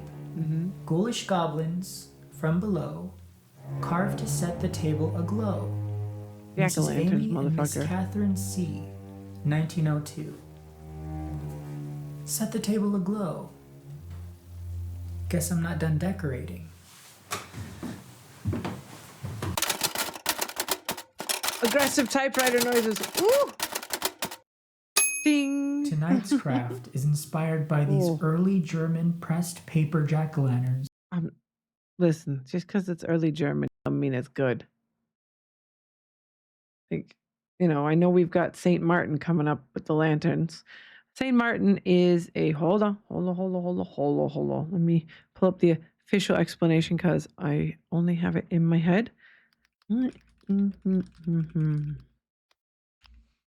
So, St. Martin's Day. It's historically called Old Halloween or Old Hallows Eve. Oh, really? Is this fest day of St. Martin of Tours and is celebrated in the liturgical year on 11th of November. In the Middle Ages and early modern period, it was an important festival in many parts of Europe, particularly Germanic-speaking regions. In these regions, it marked the end of the harvest season and the beginning of winter. Yes, and the winter reveling season. Traditions include feasting on Martinmas goose or Martinmas beef. What the fuck? Yeah, St. Martin's Day. This is, yeah. Basically, it's like Martin of Tours customs, blah, blah, blah. There's no one feasts. What is this shit? Bonfires and lanterns. There it is. God damn it. Because of the German area I'm in. I'm in Rhineland. Here we go. Bonfires are lit on St. Martin's Eve in the Rhineland region of Germany. In the 15th century, these bonfires were so numerous the festival was nicknamed Funkentag, Spark Day. In the 19th century, it was recorded that young people danced around the fire and leapt through the flames, and that the ashes were strewn on the fields to make them fertile. In some German and Dutch-speaking towns, they are nighttime processions of children carrying paper lanterns, my town, or turnip lanterns and singing songs of St. Martin. These processions are known in German as Laternenlaufen. That happens here, and the kids make lanterns. Oh God, please don't tell me I don't want to know, do I? I don't want to know. I don't want to know, do I? And do I? I don't want to know. But yeah, basically St. Martin is also a saint that, the story goes, if you go to these lantern festivals, which are usually parades at night, you will see a lone person on a horse wearing a red cape and a Roman officer, like an old Roman armor, I guess. And basically the story is that a Roman general gave half of his cape to a homeless man on the street so he would not freeze. That's the story. So there's someone on a horse with a red cape. And there's usually the torches shit I don't like, and thank goodness, where I live, they only have one torch, and that's for lighting the large pyre where the fire is. But yeah, there's all kinds of really cool stuff. The kids will get sugar pretzels and usually a cup of a drink of some kind with it. So all the motherfuckers just go for the sugar pretzels. Let's be real. Any kid that's ever gone to a St. Martin parade was in it for the sugar pretzels. That was it. And they are delicious. They're so good. Oh, they're fucking good. So yeah, they're already starting to sell them right now. I saw them at the bakery this morning when I went out. I'm like, oh, it's sugar pretzel season, baby. But yeah, you celebrate it too, and it's attached to early harvest wine, which is pretty much terrible. Laterne, Sonnenmondsterne. Exactly. No kids in my area, so I don't need to buy candy. Well, no one really trick-or-treats here. Although the new build area near where I live does have people doing trick-or-treating now, because they just do. But they don't come over near me because I'm in the older part of the town where all the creepy people live. This lightning likes being dramatic. Don't mind her. She is her own entity. I'm not triggering this shit. She does her own thing. But yeah, it's very good. If you get freshly made ones, oh my God, they're so fucking good. I miss being able to eat them. Gluten, fuck you. But yeah. Fucking socials. But yeah, it's fun. It's a really nice kind of fun activity. And I actually have to go help with pyre building. I'm not big in the community, but they do always ask for people to come help. And my nephew likes building the pyre for the fire department, and the kids will go around collecting twigs and stuff. So I'll go do that sometime this week. Next week. Oh my God, my ear just started beeping loudly. But yeah, so there's that. And that's probably, I'm guessing, where these pressed lanterns came from. We're coming back around. We're getting there. These most likely came from that. This is my guess. Is these were St. Martin's lanterns, or around the Martin's Fest, is my guess. So yeah. Also, the 11th of November is also a horrible day where fucking carnival season starts in Rhineland, and it can get fucked. With paper inserts. Blow up a balloon only part way. Fold and twist the tail and clip it closed with a clothespin. Take some twine. Clip the nipple with a clothespin. Got it. 4 equal pieces. Tie them together in the center and spread them out like spider legs. Spread them out. Place the balloon in the center and tie each string opposite each other to create a cage. Ooh, Jesus, adjust the strings if you need to. Then blow it up slightly to create pumpkin ridges. Oh. Tie the balloon closed and adjust the strings. I've done this before. Needed. Just remember that a perfect pumpkin doesn't exist.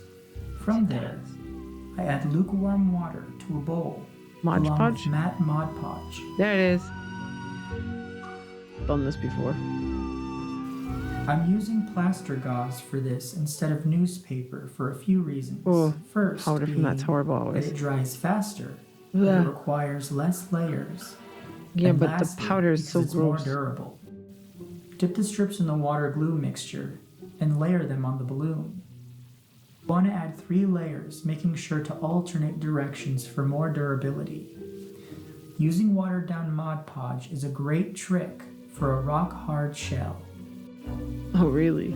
It's important to remember to smooth over the holes in the gauze for the best finish. Yep, you always gotta smooth over the holes. Smooth over the holes. Smooth them out. I Massage like to the let holes. these dry overnight, so I made one last night to continue the process. Oh, aren't you just a prepared one? Oh. I've never been able to draw a circle, but that's one hell of a hole. Draw and cut a circle on the top with a sharp X-Acto knife. Use a small sawing motion to cut through the gauze threads easier. Girl, you could use a pumpkin knife for that. The little ones that they use to carve pumpkins. That would work perfectly. It's literally a little saw. Using a small template, I'm drawing some eyes, a nose, and a grinning mouth. I then cut them out with an X-Acto knife. That X-Acto knife is triggering the shit out of me. You ain't got a fucking Dremel or something around, bro?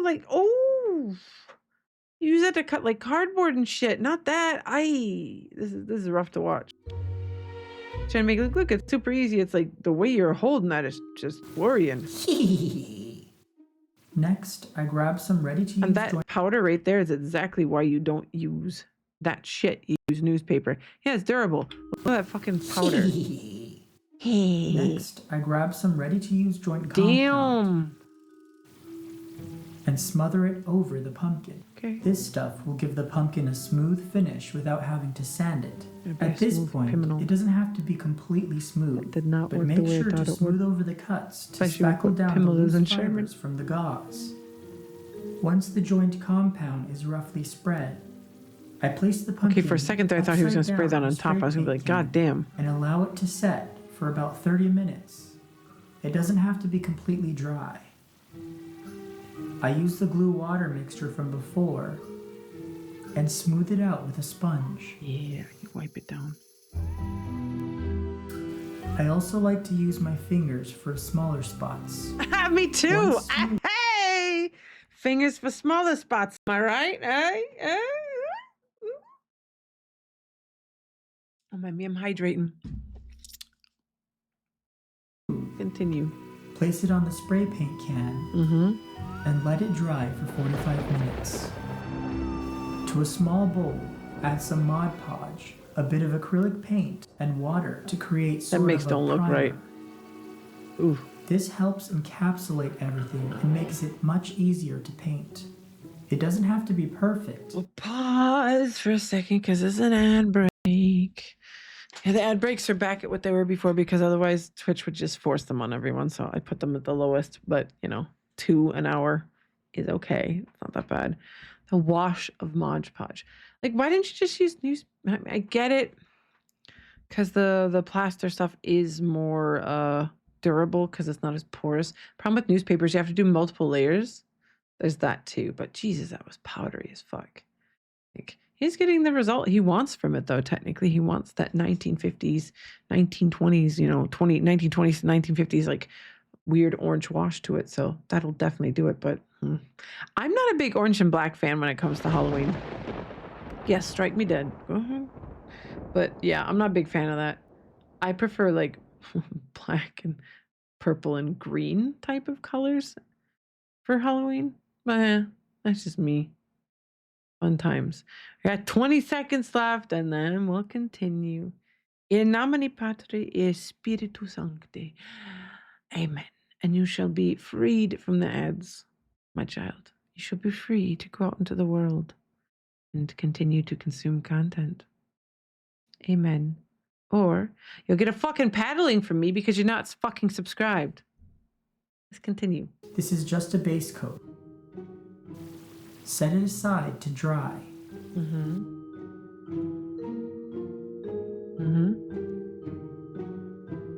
I'm listening. Once dry, paint it with acrylic paint. While that dries, take some vellum, which is a translucent paper. Let's prepare the face. I know this looks like a creepy clown face now, but it won't when it's inside the pumpkin. Cut the features out, leaving extra space around the edge. Guys, always remember everything looks different when it's inside. Yeah. Drown them in black coffee for 5 to 10 minutes to give them an aged look. Oh, that I looks find so that Sharpies cursed. are the only markers that don't bleed underwater. I'm going to spray the final pumpkin with a flat, clear sealer. Oh God. Sheen is everything, so don't skip this step. It'll make your decoration last for years to come. The cursed paper towel. Next, I take the dried paper inserts and glue them around the margin. Then I stick How are them you gonna on be from able the to inside, use this? trimming any excess as Like I they're go. gonna catch on fire. You're gonna have to use LED candles for this. Add Otherwise it'll wire to the burn. top. And bam! Please tell me it's an LED Perfect It's an LED vintage candle, yeah. veggie lanterns to set the table aglow. Okay, the green one looks You cooler. can use this technique to make many peculiar fruit and veggie lanterns. All right. Like squash, They are cute. rutabagas, They are cute. watermelons, and more. So harvest lanterns. And please don't let these bitches sing again. Why are you doing this to me? The worms crawl in, the worms crawl out. The worms play pinnacle on your snout. They eat your eyes, Maybe they pee they what? eat your nose. They eat the jelly between your No, the toes. creator worked hard on this. We'll listen to it even if I'm judging it. A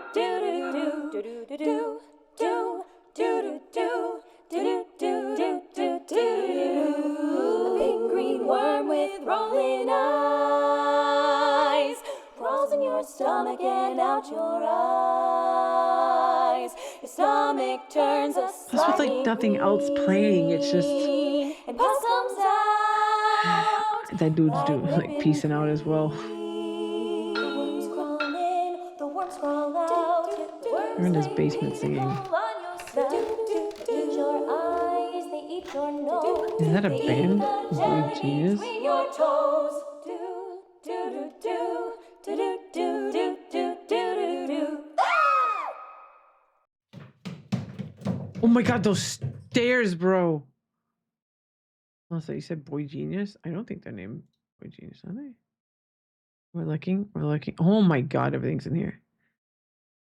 Lyrics. Music, lyrics. Doesn't say. Nope, these women ain't got no names. Doesn't say who they are.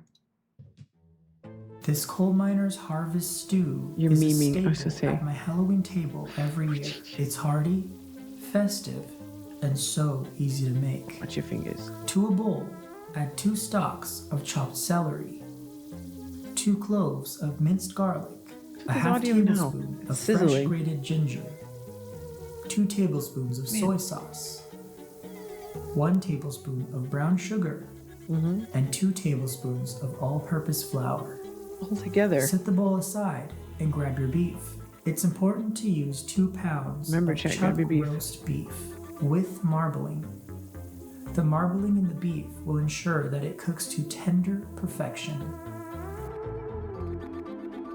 That Cut is the a good beef cut of into beef. 1-inch I cubes. don't like it beef like that though, so. Add it to the marinade. Toss it. And cover it to set for at least 30 minutes. The longer you let it marinate, the better. Yeah, better to do it overnight. Slow. Place a Dutch oven on high heat and add a 1/4 cup of olive oil. Add the beef cubes in a single layer to sear them in small batches. Cook each side for 1.5 minutes. I love the aesthetic here if he's got this great wrought iron like pot, cast iron pot, and then like this electric hub underneath it. Half to 2 minutes. Because he's probably doesn't have an Once oven they there have because a it's a new nice that's sear, not been add renovated them yet. to a plate. Add 1 chopped onion in the marinade.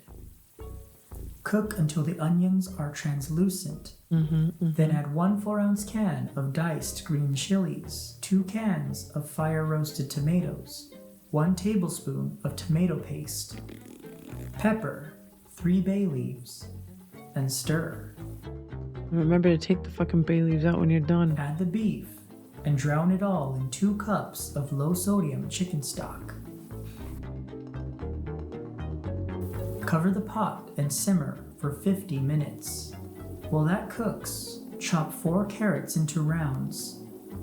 Skin, seed, and dice 1 pound of butternut squash. This one was big, so Dice I'm your only nut, using got it. half. After the first 50 minutes of simmering, dump the squash and carrots into the stew and Okay, not gonna lie, simmer this for stew 40 actually more sounds really good. minutes until they're tender.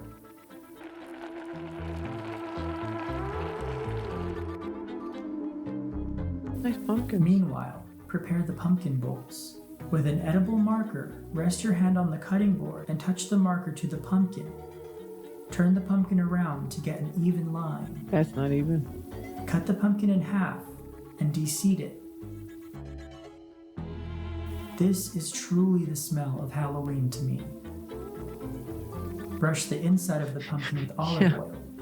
The funny part is Fear End was carving pumpkins on the Patreon for it, and every single fucking one of them hated it. None of them wanted to carve the pumpkins. They all fucking hated it. It was on like the YouTube channel. They were basically like, I hate the feeling of this. Yeah, me too. It's disgusting. I hate it. And I hate it. And it's like, why are you guys doing it then? Jesus. And hilarious. They're just so mad. Crack in some pepper and sprinkle with salt. Bake for 10 minutes uncovered. After 10 minutes, cover them with aluminum foil and bake for 10 more minutes. Bake for 10 more minutes. Fill the pumpkin bowls with that's this actually hearty quite good. stew and finish with some fresh parsley. I love serving this with a sliced baguette that I spread with melted butter and Do you like how he just said baguette? Squirrel. cinnamon. Baguette. After which I bake for a perfect autumn toast. A baguette. It's truly the best companion for this stew. Use the pumpkin lids for presentation, and bam! Perfect harvest stew. Can you eat the pumpkin? So the next time a Probably spirit should be able to. asks for stew, you definitely know what to do. Besides Halloween being a night of mischief, it was also a night for fortune telling, superstition, and games. Like placing 3 plates in front of someone, one with water, one with milk, and one that is empty. The player was then blindfolded, and they had to feel their way around for the plates. If they were to dip their fingers in the water, they're destined to marry. If they dip their fingers in the milk, there is a widow in their future. And the empty bowl, they're fated to end their days as a bachelor. Jesus! Bobbing for apples is a time-old Well, imagine being told how the rest of your life is gonna go by a fucking plate. A plate. Agreed, yet. Tradition for informal parties, but for formal for parties, apples? the game had modifications. First, a tiny slit was cut into an apple, and a fortune was added. A red ribbon was then tied to the top and placed in the water. Yeah, because then you can This get it made with it your easy teeth. to bite the apple without getting drenched. Why'd you bite into it? The strangest requires you to hold a candle in one hand and a hand mirror in the other.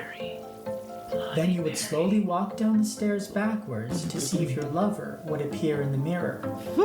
As you fall, the only thing that's gonna appear is an ambulance when you fall down the fucking stairs. Jesus, how many people died doing this one? All right, now get the mirror, Mildred. Hold it. Now put the candle up very closely to all the very flammable clothing that you're wearing in this day and age. Yes, okay.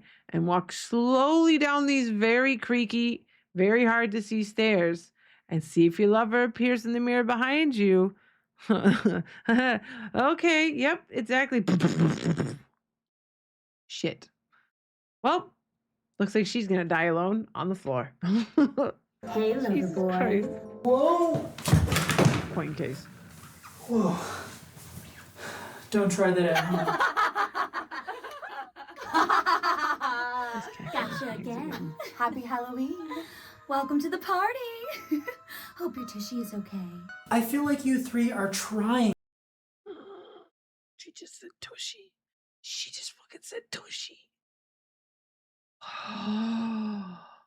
He's gay, by the way. He has like his husband, like his fiance asked him to marry him at the old Winchester house. Like, I think it was one of his last episodes. So they're barking up. Ladies, you are barking up the wrong tree. Tree very lovely, but he is not interested. I'm talking about people's tushies. Ghost. Aw, we were just trying to have a little fun. Yeah. This party is a bit of a drag. Where are all the people? Well, Got something to do with the horrible ladies who don't know how to sing. I mean, Sad. And I thought being dead was depressing. Be nice, how girls. depressing is your There are singing? permanent guests in this house, Nick. You just have to call them. You have their phone numbers? Phone number. How cute. We prefer to call on people in style. Yeah, like that.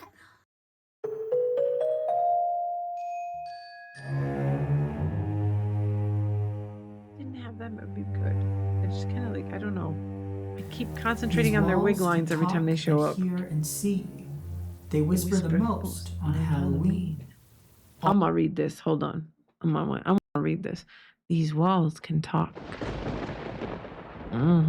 See, it's more dramatic when I do it. And hear and see. They whisper the most on Halloween. All through the halls, the shadows roam. Spirits of time, make yourselves known. No, there you go. All through the halls, the shadows roam. Spirits of time, make yourselves known. Yeah, you shouldn't have said that out loud, my man. Whoa! What the? You get that pinstriped suit coat on Wait. again. Are you? They are. Oh, welcome. They are what? Welcome to my home. Our home. Welcome home. Wow, ghosts can clap. Hit it, girl. Oh no, please, not again, girls. A pinch of scream, a dash of fright. Mix it up in the pale moonlight. Make a wish, Get a better wig cast a back spell, and bam, endure a sweet peculiar hell. Conjured on the stove. See, there's at least music with it this time. This is better. Silver tray. It's bad when there's no music. Please don't go. Stay and dance the night away. Welcome to my sweet soiree. You'll find it hard to slip away. He sings better than they do, actually. Bewitching style. Grab a seat and stay a while. The deadly dames have shackled you until your fancy chair. It was like Beetlejuice. Tighter and tighter, we squeeze your limbs until you The answer strange the devil you think they're forcing me to do.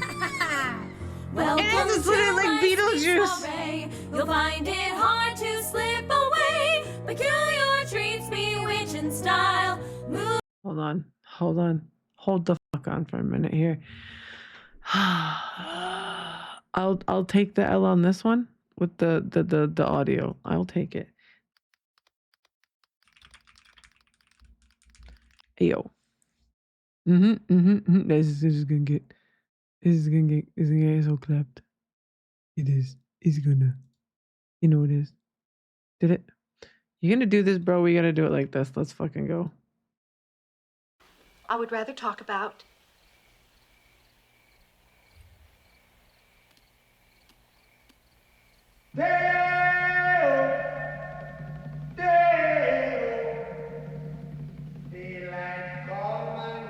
It's cute, Delia.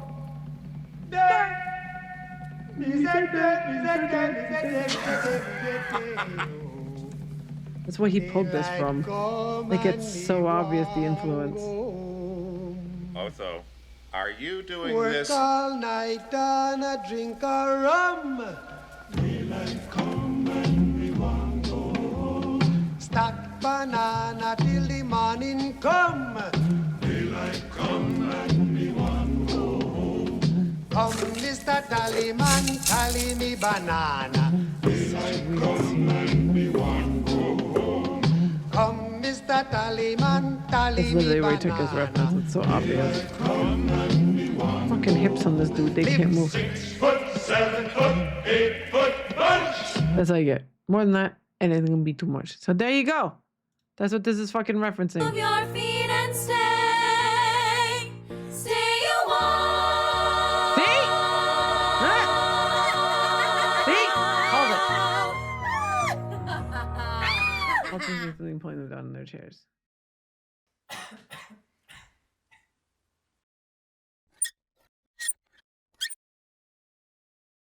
Damn, they left your place a mess.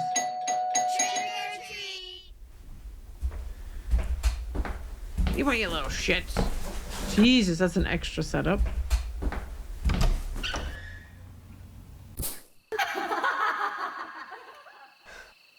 Ghosts are bitches.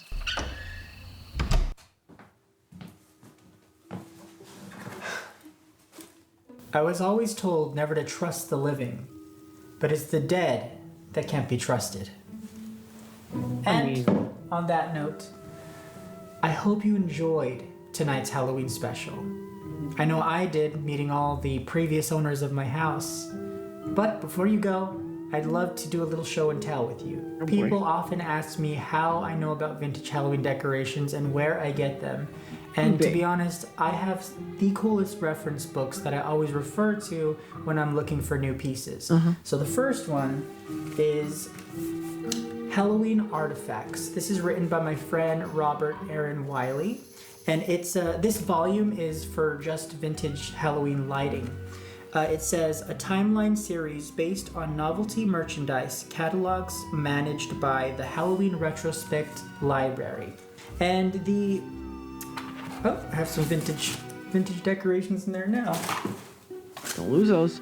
The craft that we did tonight was actually inspired by a photo in this book, so thank you very much to my friend. The next one is actually one that I've had since I was 16. This actually started it all. And this is Halloween in America by Stuart Schneider. And it basically has all of these really cool photos and information about the Halloween decorations from the early centuries to, I think, the mid-century. And I always refer to this when I'm going to look for something. I actually love looking in the book and seeing if I have the thing. It's so cool to see it in the book and then see it in real life. So, very cool one. The last one is kind of a double. So these are like collage books by Robert and Heidi Pandas. And this is called Vintage Halloween, a Party Book. And this one is called Vintage Halloween Tricks, Treats, and Traditions. And they just have beautiful imagery of Halloween's past. And I use this in a lot of for inspiration for a lot of my arts. It's nice to have all of this compiled in these two humongous books because I don't have to find all the books that they're in, all, you know, wherever they are because they're so old. And lastly, for the best book of all, Peculiar Baking, a practical guide to strange confections. This is my new cookbook and it comes out in just a few days and I'm so excited. It's already a bestseller and you're going to love it too. It's basically a cookbook full of peculiar recipes and it's modeled after a grimoire, spellbook, if you don't know. And it's just a beautiful book. It has a leatherette covering, it has gold gilding, and you're gonna love it. Again, so if you want to check out my book tour, just look on my Instagram or my community posts and you can see where I'm gonna be and you can get a signed copy. You put money out these in Salem for Halloween? Everybody is. Would like to thank you for this. So this came in the mail a few days ago, and I just want to say again, thank you from the bottom of my heart. He always got one of the new downsized ones. Check Oni's stream title. You could tell me what it is. Why do I have to check it? Call me a liar or something? If I check Oni's stream title, I switch chats. Because of the way I got it chat set up. I mean, I can look. If I could just type it. I'm glad that you love the things that I love. And Kamala Fortnite Island. There you go. Because I reached over 100,000 subscribers. He's playing on Kamala's Fortnite Island. Thank you. I'm so excited. And again, have a happy Halloween.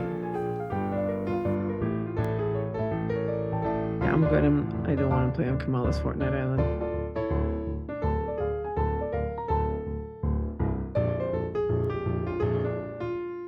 Good for him. Oh, ain't nobody approaching me about none of that shit. Hey, would you do Kamala? Yeah, I'm dressed like a nun over here with a fucking pentagram above my head. Ain't none of that shit happening. Because I'm not even like American, technically. I'm German American, kind of, I guess. You know, I live in Germany though, so I'm more German than I am American, so It's a sponsored stream. What the fuck is that? I made a humpkin? Humpkin! Girl, what are you doing? What's wrong with your brain? Humpkin. A humpkin. Yep. The pumpkin you hump. You bounce on it. What do we got? What do we got? What do we got? We got more Halloween. Let's go with good old Katya and Trixie. We'll watch their other show, which is on WoW Presents, which is technically like, you know, I guess WoW Presents would be the same company that made Drag Race originally. So yeah. A suggested video by potential Matt Rife. No, thank you. Nope. I'm good. I'm good. I'm good. So yeah, we'll go with good old Katya and Trixie. This is from a year ago. Their Halloween. Cast to get a job. I mean, I can try. I'm a bit rusty on my witching, but hold on. Yeah, was it this one? Yeah, hold on. I don't know if it'll do what you want. We'll give it a try. Hold on, just bear with me here. Okay.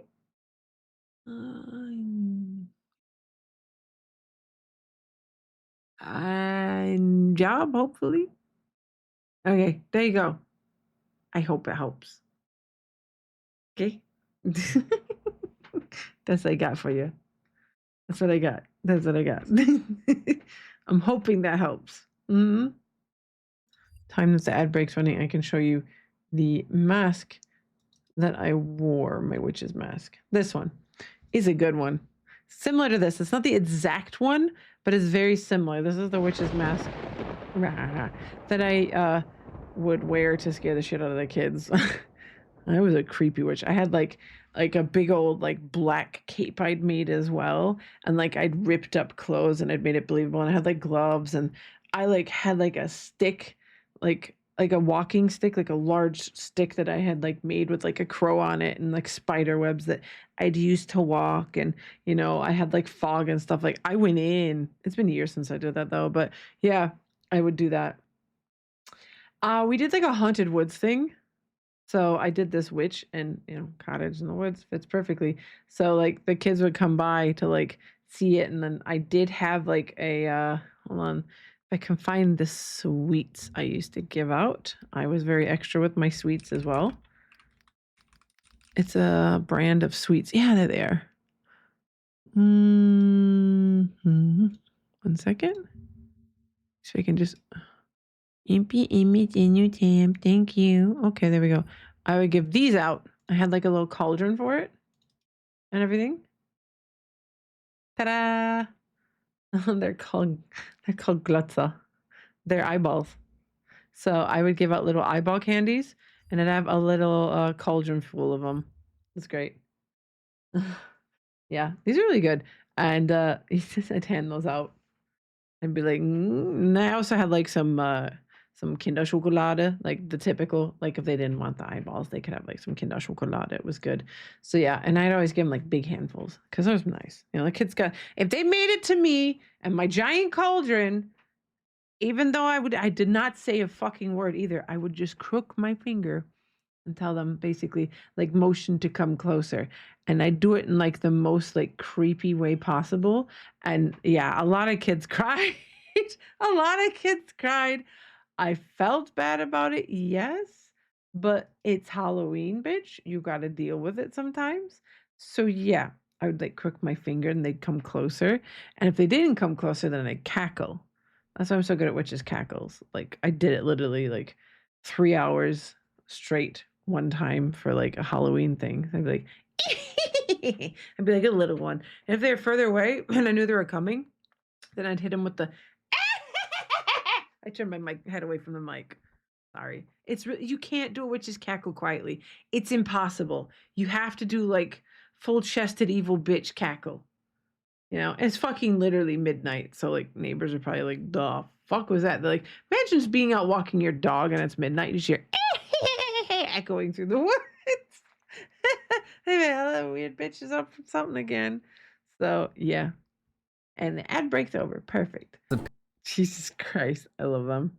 We have another Halloween one. Oh, humiliation. Ayo. How old's that one? Halloween. This is our 4 years ago. Where's the one? Where is the one with her dressed up like a fucking witch? Where she has like this. Ooh. Ashley! Hello. Hello, Ashley. You're going offline earlier. Ooh. Welcome in. Welcome in. Why is it so weird? Everything is shaped weird. I know that's not Ashley's thing. That's my shit being weird. Huh. Hello. Hello. Hello. We're just sitting here watching Halloween stuff. Welcome in. Welcome in. Oh, you got dev work? You gotta go. Oh, well, good luck with your dev work, Ashley. You know. Oh my god, animators. Hello there. Yes, hello. Hello. I sound like so freely when I do that. Oh my god. I don't say that. I'll leave that to fucking so freely. She can do that way better than me. All right, I'm trying to find a particular episode of from Trixie and Katya, their Halloween. Let's click on this one. Maybe this will take us down a rabbit hole of like different I've seen all of these because like I love this show so fucking much. Sleep. Oh no, I'm not gonna be able to find that one with Katya. She had this obsession with sucking on a fucking chicken in the episode, and it was just like the most hilarious fucking thing ever. And there's just so many episodes. They hit like this is 181 2 years ago. They have so many fucking episodes. Trust me, it's you don't know if you know that. Halloween with Trixie, is that one? No. I just gotta be careful because like pre-watching some of these is dangerous. Like I pre-watched the other one because sometimes there's things in them that are not okay for stream. But yeah, let me see what else did I have here. Oh. What I'm gonna do is I'm actually gonna put something else on, which is this, which is Bubu Senchan. I don't know if you know this creator. She is an artist and she makes spicy art, but she wants to teach people how to draw said art in a family-friendly way. So she does like TikToks, but she'll put like every once in a while, she'll put these nice little clip videos of it out. And it's great. This one's great. This one's great. So she does amazing work. She also has a Patreon if you want to see her unedited work, uncensored work. So yeah, let's see. The first one is how to draw a pair of hands cleaning the cheese of a pizza slice stuck between two pillows. That's what's going on here. Don't mind that. That's just the cheeky lightning. It does that every now and again. The melting cheese of a pizza slice stuck between two pillows. She has also a little bit of an accent. Geometrical figures. For this example, I'm simplifying the fingers of one hand using guidelines and the other a triangle. The geometrical figure you will use to simplify the finger of a hand depends on the angle this hand takes. So feel free to experiment with different geometrical figures and different angles. Personally, for most cases, when talking only about fingers, I like to use mostly guidelines and it's pizza being cleaned off of two pillows, chat. Okay?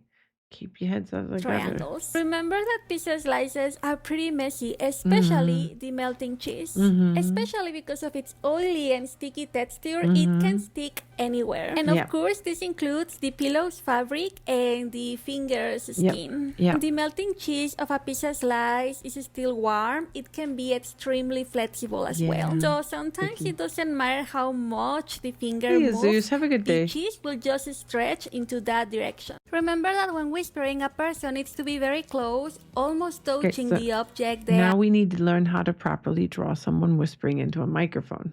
This one's important as well. Pay attention. There'll be a test later. are whispering too. So when drawing somebody whispering romantic songs through a microphone, remember to draw their mouth touching the microphone. For that, I like to simplify the mouth using a curved line and taking the shape of the part of the microphone they are touching. Keep in mind that whispering can be a little bit messy because some people like to lick the thing they are whispering to. And if your character is doing that, just simplify the tongue using another curved line as well. Do not draw somebody whispering with a closed mouth. Everybody whispers with an open mouth. If not, it will be impossible to understand what they are saying, especially when they're trying to sing romantic songs to their partner in order to beg for forgiveness. It doesn't matter the angle the face is, always simplify the mouth whispering through the microphone using a curved line is very simple. And remember to portray the emotions your character is feeling while whispering through the microphone. First, start by drawing an arrow pointing to the direction the tree branch will take. So how to draw a bird resting on a tree branch in different angles. And take into consideration that not all tree branches are straight because most of the time they can come a little bit twisted. Also, tree branches come in all shapes, lengths, and thicknesses. So don't be surprised if sometimes you see a long and thick tree branch hanging somewhere there. But it doesn't matter the tree branch. When they grow, they can sometimes create some type of wrinkles over the tree. To make it easier to visualize, imagine as if they wear clothes wrinkles, but in a harder material. Just as clothes wrinkles, these wrinkles will be pointing to the place the object is stretching. And in this case, the wrinkles will be pointing to the place the tree branch is growing. If you struggle drawing this, I recommend you to look for references of objects stretching clothes materials. And that's it. Pretty easy. I hope you enjoy it. Bye. Mountain tips don't have to be completely pointy. Sometimes they are a little bit curved. Like I'm doing in this video, you can use simple guidelines that will help you shape the form of a mountain tip. And you can also use... Always remember, mountain tips are in all shapes and sizes. You can use all kinds of references. Mushrooms, hoses, I don't know, bulbous objects, etc. Use different tip references, like the tip of a mushroom, for example. Helmets. When drawing an open mouth eating cereal, use the cereals as guide points to know where the milk will be spreading to. Remember that not always milk has to be super liquidy. Sometimes it can also be sticky. So sometimes when eating milk can stick in the teeth, tongue, and lips. When rendering your milk, don't only use white. As you can see in my example, here I'm using some shades of white, but also some shades of gray for the shadows. But also don't do the white completely white or the gray completely gray. Use color theory and add a little bit of the background color to your whites and grays. If you want your milk very sparkly, as I'm doing here, just add at the top a glow layer and add some glowy brush strokes. Also, if you're wondering how am I changing the line art color, I do it by locking the transparent pixels of the layer and painting over. And that's it. Pretty easy. Personally, for the fingers, I like to use rectangles to simplify. How to draw a hand carefully caressing a stoat up and down. So it's just basically it's showing you how to properly hold a stoat. That's what it's doing. Stoats need to be held gently. They're little fluffy guys. They're little stoats. Remember that the thumb is essential to help the stoat to maintain its balance while being caressed. And the closest the thumb is to the head, the better the stoat it's going to feel. Start by positioning both marbles in the angle you prefer over the hand. And once the angle is clear, go ahead and trace the bag surrounding the marble. Remember that the marbles inside the bag will be way thicker than the bag holding them. And that's why the bag shape will be pretty dependent to where the marbles are moving. These are new ones I pre-watched. Apply other forces, like a hand playing with those marbles, then the bag shape will also depend on where the hand is moving the marbles. Although it's made of plastic, the marbles bag will be way thinner than any other type of plastic. And that's why wrinkles will form easily over this bag. Like for real, these bags have so many wrinkles you will not believe it. And new wrinkles will form with the slightest touch. So that's why when you are holding it, you have to be very careful and try to evade any harsh movements. And that's it. Pretty easy. You gotta treat your marbles right. Don't be harsh with them. You gotta be gentle. Yes. There you go. See, that was informative, wasn't it? Now you know how to draw marbles in a bag. All right.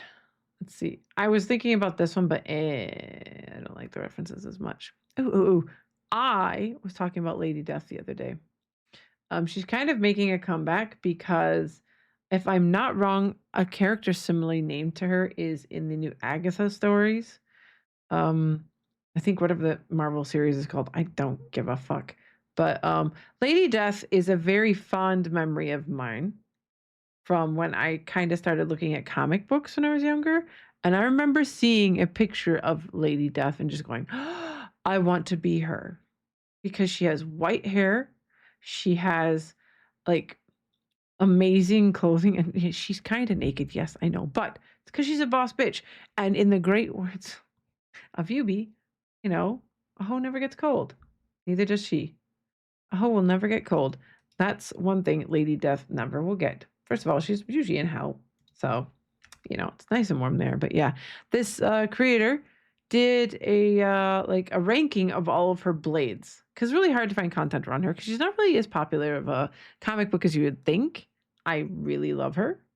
So yeah, it's kind of cool. You get to see how she's drawn and like the way she interacts with certain weapons. So you can kind of get to know a little bit of Lady Death and how she's drawn. World, a tale of souls and swords, eternally retold. That's a doll. Yeah, this creator loves Lady Death. The whole universe of Lady Death is really great. That's Purgatory. And you wonder why I am the way I am now. That's all I'm gonna say. What's going on, everyone? This is Ace, and welcome back to The Reckoning. And today, we are going to be checking out the many powerful, deadly, and of course, blood-drenched weapons Lady Death has wielded over the years. But before we begin, That's Lady Death. Isn't she amazing? I know who fights in that stuff. I don't give a fuck. She is a badass bitch. I love Lady Death.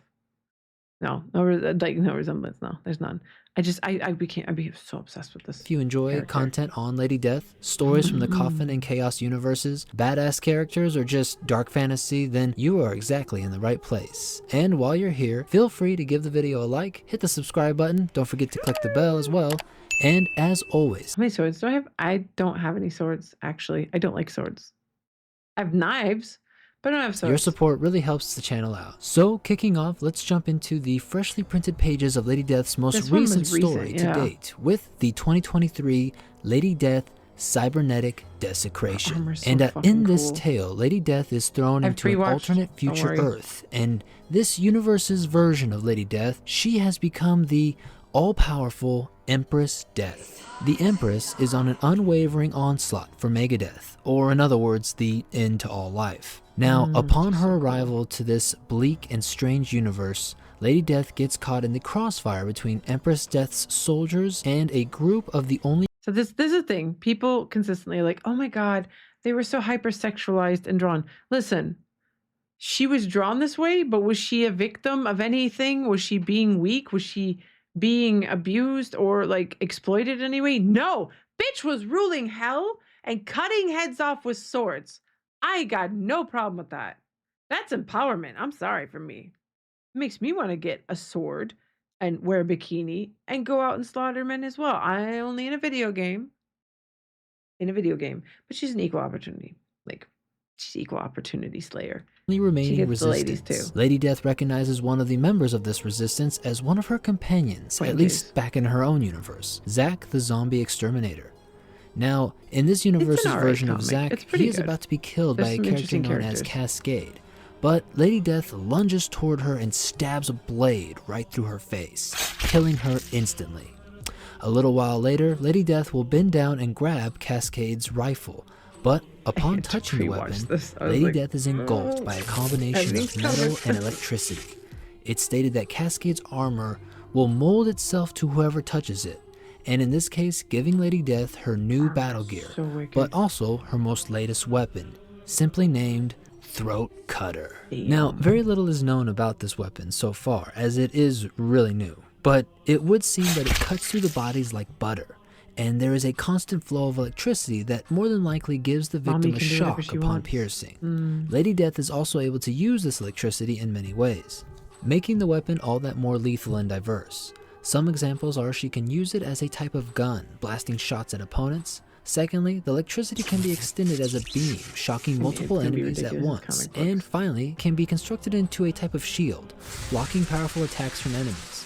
Oh, and just as a side note, it appears it can also act as a flashlight, which is kind of handy little feature in itself. So, you know, Lady Death doesn't have to utilize her iPhone flashlight and save some of that battery life. But anyways, continuing on. Next, let's go ahead and talk about Sinister. Now, Sinister is a small, her weapons were always really well done. Light blade designed specifically to be used left-handed. And Purgatory! Oh, girl, where'd you go? Sinister Purgatory, is they a did you so small dirty. light blade designed Oh specifically God, I love Purgatory. to be used. Oh, Purgatory girl, you disappeared and never came back. Mommy, it's another mommy. Purgatory's amazing. Used left-handed, and while much smaller than all of Lady Death's other blades, Sinister still packs a hefty punch to its victims. So for context, at this point in Lady Death's story, she is alive. Yes, you heard me correctly, alive. Our Lady is mortal once again. But unfortunately, for her, she happens to run into Morgana, who was the Grim Reaper's previous avatar of death, before Our Lady, whom we all know and love. Oh, she's just staring at Morgana was imprisoned for thousands of years and now released and ready to enact her vengeance. Long story short, this puts her in combat with Lady Death, and the battle doesn't turn out so well as Morgana is able to break Lady Death's hand, making her unable to wield a weapon.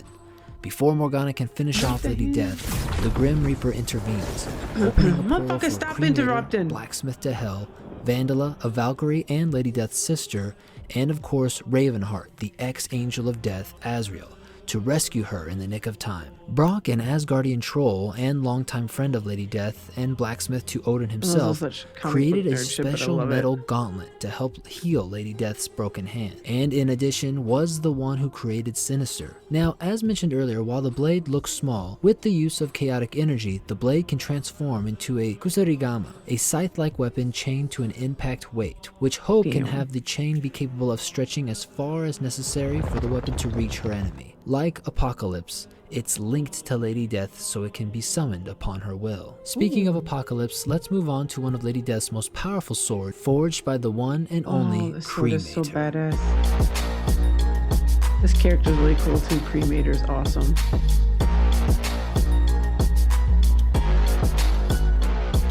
I love that character so much. One of these days, I'm going to have to write a Cremator story. And, well, just in case any of you guys are interested in Cremator yourselves, I did create a video on him, which you can find. I'll probably link it up in the corner here, so you should see it on screen, or if not, probably down below as well. Feel free to check it out. But anyways, to give you context, Lady Death has just finished being one of the horsemen of the apocalypse and is now on Earth battling Leviatha, first wife of Lucifer, and a Chaos Lord herself. You see, what's happening is Lucifer has taken several... Mommy. Yubi, thank you for the 3 months. I appreciate it. Mommy. Mommy, indeed. Yay. Let's go. Of his most powerful and loyal soldiers to Earth to make our world the new hell. This includes the likes of Astroth, Pagan, Seance, and Cremator, who is under Lucifer's mind control at this time. They have all set up shop in Las Vegas, aka Sin City, and begun building the Lucifer engine, which will help them in the inevitable war. Okay, now listen, the thing is with most comic books, the storylines are gonna be a bit out there. They always are gonna be like this. I mean, it's a woman who's like literally death. Her name is Lady Death. If you're going in this expecting like amazing stories that are like deep and very intense, I mean, they're good stories, but like, it's a comic book. Although there are some comic books that go very intense and deep into their stories, you know, but this one is very much so like art based. Very much. with heaven. But upon reuniting with Lady Death, Cremator is able to break free from Lucifer's control, but is going back to infiltrate Lucifer's keep, acting as though he is still an ally to the evil Chaos Lord. Tricking Seance and Pagan, Cremator is able to overpower them and get close enough to the Lucifer engine to begin destroying it. He molds the door shut and begins to muster his power and strength, calling upon the ancient flames. I, Cremator, blacksmith to the fallen lords of hell, call upon the fire of Vulcan's forge, Thunderer, Willmaker, Galilee. This lightning is a cunt. So cunty. This lightning is cunty. This lightning has always got to be in the middle point. I'm not triggering this lightning. It goes off randomly. And just, yeah, that was perfect. He was like summoning lightning practically. He proceeds to not only destroy the machine with his bare hands, but from it forge a mighty weapon of pure chaos energy that could kill demons and chaos lords alike, which he dubs Apocalypse. The sword is much stronger than Lady Death's previous sword, Nightmare, and personally, thank God, because as we will get into it later in this video, I am not the biggest fan of Nightmare.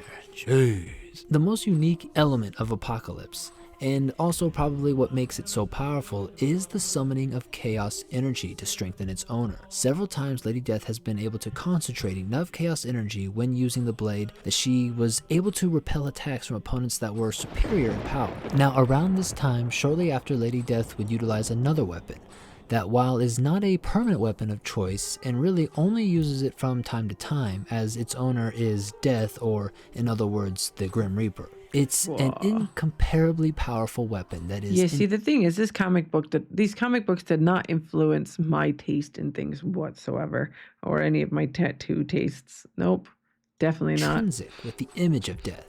And during the Judgment War arc, the Reaper approached Azrael, the Angel of Death, who, although a heavenly being, is overall compelled to serve the Reaper.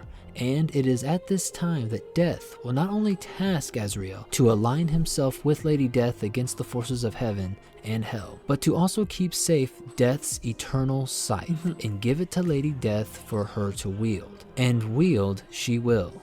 During the battle between Lady Death's forces and Hell's armies, she finally takes up the scythe, calling for Azrael to give her the mighty weapon. Not only does this... That fucking art is so goddamn good. Like, there's particular artists. Purgatory, I forget what his name was, damn it. The one who did Purgatory, there were a lot of crossovers between Purgatory and Lady Death. And the artist who did Purgatory was also like a really, really talented artist. This make her incredibly powerful, but because she chose to take up Death's scythe of her own free will, the horsemen of the apocalypse, war, pestilence, and famine have now offered their power and allegiance to her. This completely changes the tide of the war, as adding these four powerhouses to her ranks causes Lucifer and Hell to retreat for the time being. Lady Death is victorious, and her armies yell and cheer for victory. The Eternal Scythe has the ability of destroying large numbers of opponents, such as lesser demons and possibly angels, with just a single wave. The weapon can also utilize arcane and necro energy to cause massive destruction to buildings, structures alike, and of course, being the Reaper's scythe, can take the souls of the living and or undead. The weapon was the only way to defeat Purgatory when she had obtained her god form, and Lady Death utilized the scythe to finally cast her into oblivion, or at least for the time being. Now moving on to the second blade that Lady Death wielded, simply known as Nightmare. And while it has a badass name, this sword is probably my least favorite of all of them. The sword would literally bite down and suck the blood of Lady Death, or really anyone who wishes to use the vampiric blade, and in return would be a powerful tool for her to utilize. But over time, it became such an annoyance. It can talk, and so would constantly fight with Lady Death, sometimes refusing to cooperate unless it got more blood, which would put Lady Death in harm's way. Not only this, but at times the blade would tap into Lady Death's aggression, bloodlust, and overall combatant tendencies, which would give her the advantage in battle.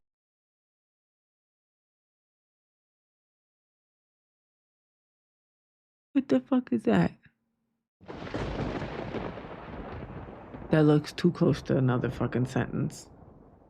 Bitch, no. But would also We make just her a gonna keep going. huge dick to people she cared about, and honestly made her character unlikable at times. The weapon was made by Brock, the Asgardian blacksmith who I mentioned earlier. During the Crucible, Lady Death and the Valkyries of Asgard are defeated and captured by Lord Genocide, and Brock has taken her sword Darkness and melted it down so that the new sword could be created. The mold and direction for this sword was the idea of the Allfather Odin, who gave instructions to Brock to create a sword when the time had come. With Asgard in ruin, Odin's death, and Lady Death in trouble, Brock decides that now would be that time. The blade being combined with Asgardian magic, Hell's Steel, and other enchantments is how we birth Nightmare. Once again though, I actually was kind of upset with Brock throughout the pages of Lady Death's story because of how awful this blade was. I mean, he has redeemed himself, since then, but yeah, it was just absolutely infuriating at times. And it is true that while he is the creator, he emphasized that he had no idea about some of the properties of Nightmare, as a lot of the direction was coming from Odin. Now, I don't believe currently the sword is wielded by anyone, but the weapon would end up for a time in the hands of the blood goddess Purgatory. And actually, I loved this matchup. Both consistently never satisfied and always craving either it be blood or power. And seeing as Purgatory being a blood goddess and could supply the sword with as Purgatory. Oh god, I love I had at one point a Purgatory figure. I don't know what happened to her. Oh yeah, Purgatory is such a bad bitch as well. Blood as it desired, and in return could assist These her are some of the best in crossovers. her lust for power. But they were too much at odds with each other and ultimately defeated by Lady Death. Some other key elements of this sword is, if killed or wounded, the blade will attempt to absorb your essence. Having your soul trapped within it, you will be slowly digested by it as time goes on. It has countless warriors engulfed within inside it, and it preys upon them. It's overall a cursed sword, and while powerful, only those willing to endure its shackles should be weary of making an alliance. Purgatory is such a badass, exactly. Up next, we have Chaos, and Chaos is a special sword as it is the first weapon given to Lady Death upon her first entry under Coffin Comics. After a forced 20-year hibernation and the loss of her sword. Let's take a moment. Hello, Lady Death. Welcome back. Hello, ma'am. Hello, ma'am. God, she's so fucking cool. She's such a badass. Apocalypse, Lady Death is back in hell and greeted by her old friend and blacksmith Brock, who gave her a new sword he named Chaos. He mentions the sword being made of elements perfect for use in the underworld, and that it is a blade unlike any other. The weapon can inflict not only harm to its inhabitants of hell, but it dispatches them to a place called Oblivion, which is essentially a worse realm of no return. While this would be a concern for demon and hellborn alike, for the damned souls suffering within hell, they crave and beg to be stricken by the blade, as to end their eternal suffering. With all this into account, Chaos is a sword that is known and feared throughout hell, for it is a symbol of the end. It is death arriving for the realm, which, when put in that way, seems like the perfect match to pair with the return of Lady Death. Now finally, the OG, the original, and also my personal favorite, Lady Death's first blade that she wielded against Lucifer and his armies, the weapon simply known as Darkness. It's a hellish blade in that its complete construct is made from the realm, and its finest blacksmith, Lady Death's closest friend and mentor, Cremator. The sword was made to kill demonkind and is able to blast arcane energy at opponents. The blade is a conduit for those who wield it, and in Lady Death's case, the weapon becomes incredibly powerful, as the one true rule of hell is that in hell, desire equals power. And Lady Death has shown her desire to be unmatched by any other being. Together, Darkness and Lady Death have endured many battles and have taken many lives of her victims. Now I will take this time to make some editorial changes due to the nature that there are some continuity issues that were never really addressed. So just to let you know, this is how I've worked it into the Lady Death canon. During the time Cremator and Lady Death building their alliance and future friendship, she commands him to make her a sword to vanquish her father Matthias, a powerful sorcerer who who was damned to hell, but who at this time was spearheading a civil war in hell against Lucifer. After several days of forging the weapon, Cremator explains to Lady Death that this sword will share similar properties for her as do all weapons that Cremator makes, in that it cannot be used against her. If ever lost or needed, Lady Death can summon the sword or it will always return to her. Now, the weapon is not indestructible, as it has been broken by none other than Lucifer himself, as well as melted down by Brock, as we mentioned earlier in the video. Cremator to this day has deemed darkness his finest creation, and it is truly the infamous weapon of Lady Death, and arguably her most iconic weapon. Yes, now, definitely. ending off on a side note, there is one other origin of darkness that I will go ahead and deem not the origin of Lady Death's blade, but perhaps a predecessor that possibly was wielded by her father Matthias and or Lucifer.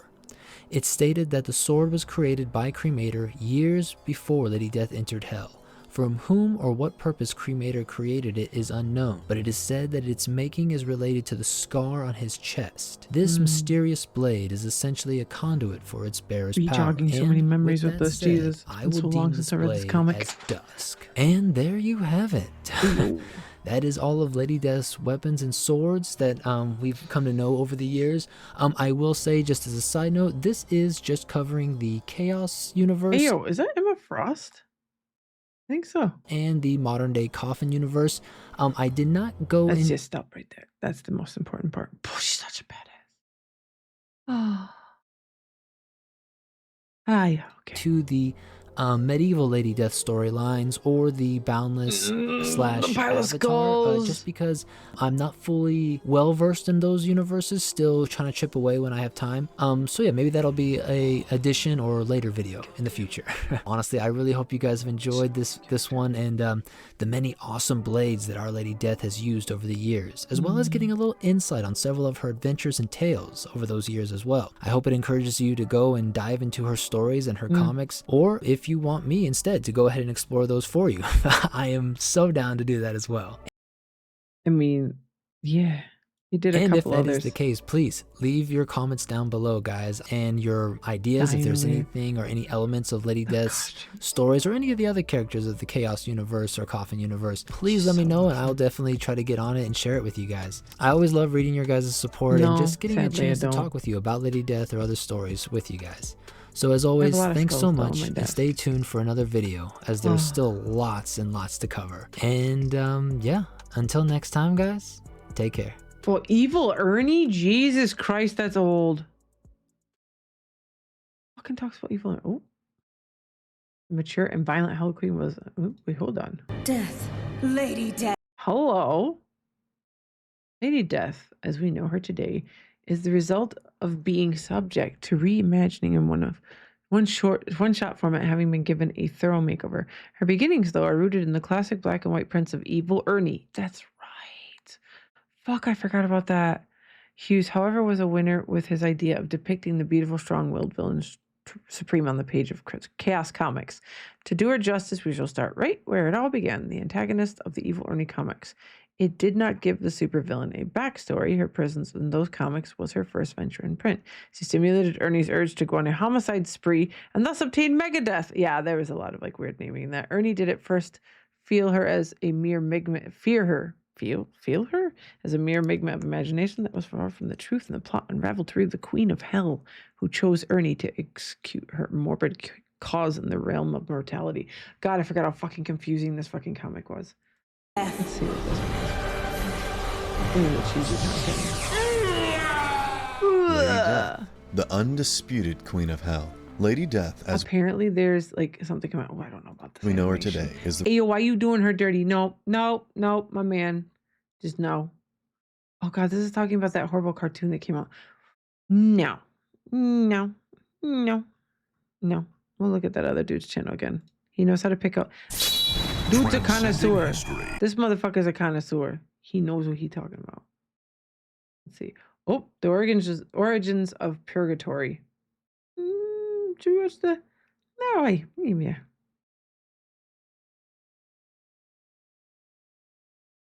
Yeah. So imagine a being that embodies Guts' rage, is as lustful as slain, and has an obsession with strength comparable only to Zod the Immortal. I am of course talking about the all-powerful Purgatory. He gives his little intro, doesn't he?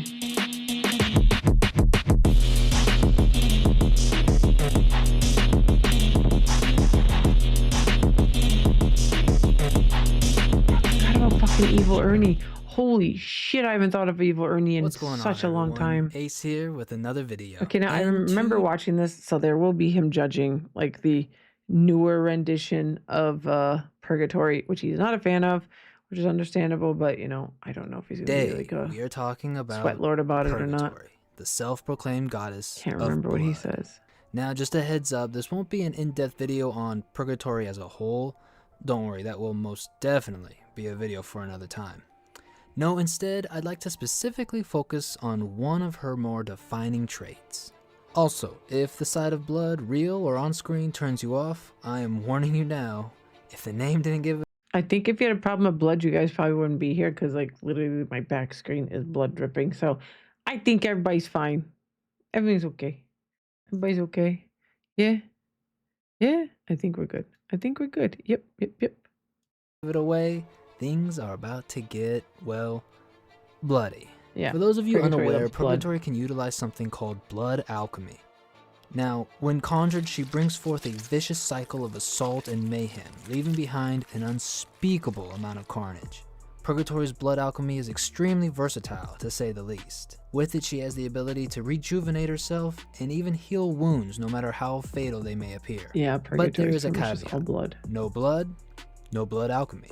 She has constructed all types of sharp projectiles and weapons during battle, as well as for defensive purposes, creating shields from incoming attacks. She can also use this ability to shapeshift, where she essentially breaks down into a puddle of blood to either forcefully guzzle herself into the body of her victims, or use it as a quick escape. Lastly, she has a psychic control over blood. This requires an opening of some kind first for her to activate it. But even a small cut can become her gateway into manipulating either her own Bro, she go in your hole with her blood? Learning about their strength and powers, the more of their blood she absorbs, the more likelihood she can mimic and create a version of her own. So how did she obtain this gruesome ability, you ask? Well, let's dive in and take a look. Now, despite her appearance, Purgatory is first and foremost a vampire. So from the get-go, blood has a consistent and important role in her existence. It is her curse and her constant hunger. This is the old... She began her vampire life during the time of ancient Egypt, and as the years drew on and on, she ventured north during the time of the Roman Empire. And as she stalks the night in the wilds of Druid Britain, she hunts the poor souls to satisfy her hunger. It is here the Druids are in a state of uncertainty. They are divided amongst each other, with the newer generation looking for answers in life from outside sources, and the old generation wanting to keep to tradition. Secondly, they are on a constant alert from the unavoidable invasion from the Romans, and now, Purgatory. The two druids that play a role in Purgatory obtaining her power are the powerful witch Kiva and Tane. Okay, calm the fuck down. Okay, calm the fuck down, bro. We get it, you like this character. Would you look at this happy boy? Yeah, bro went a little ham with that. Damn, Tane, buddy. I gotta tell you, when it comes to friendly faces, you're coming in at about a light 3. So, Tane has been given a vision of the future, right? And he sees what's going to pass. He sees his people consumed by the Romans and his religion consumed by Christianity. His very own existence will be lost to time. Now, Tane cannot and he will not accept this. So in a very, shall we say, apostle-like fashion, he sacrifices several of his fellow people, including his own brother, in exchange for power and to obtain a demonic form which he calls Shamanak. What's his plan?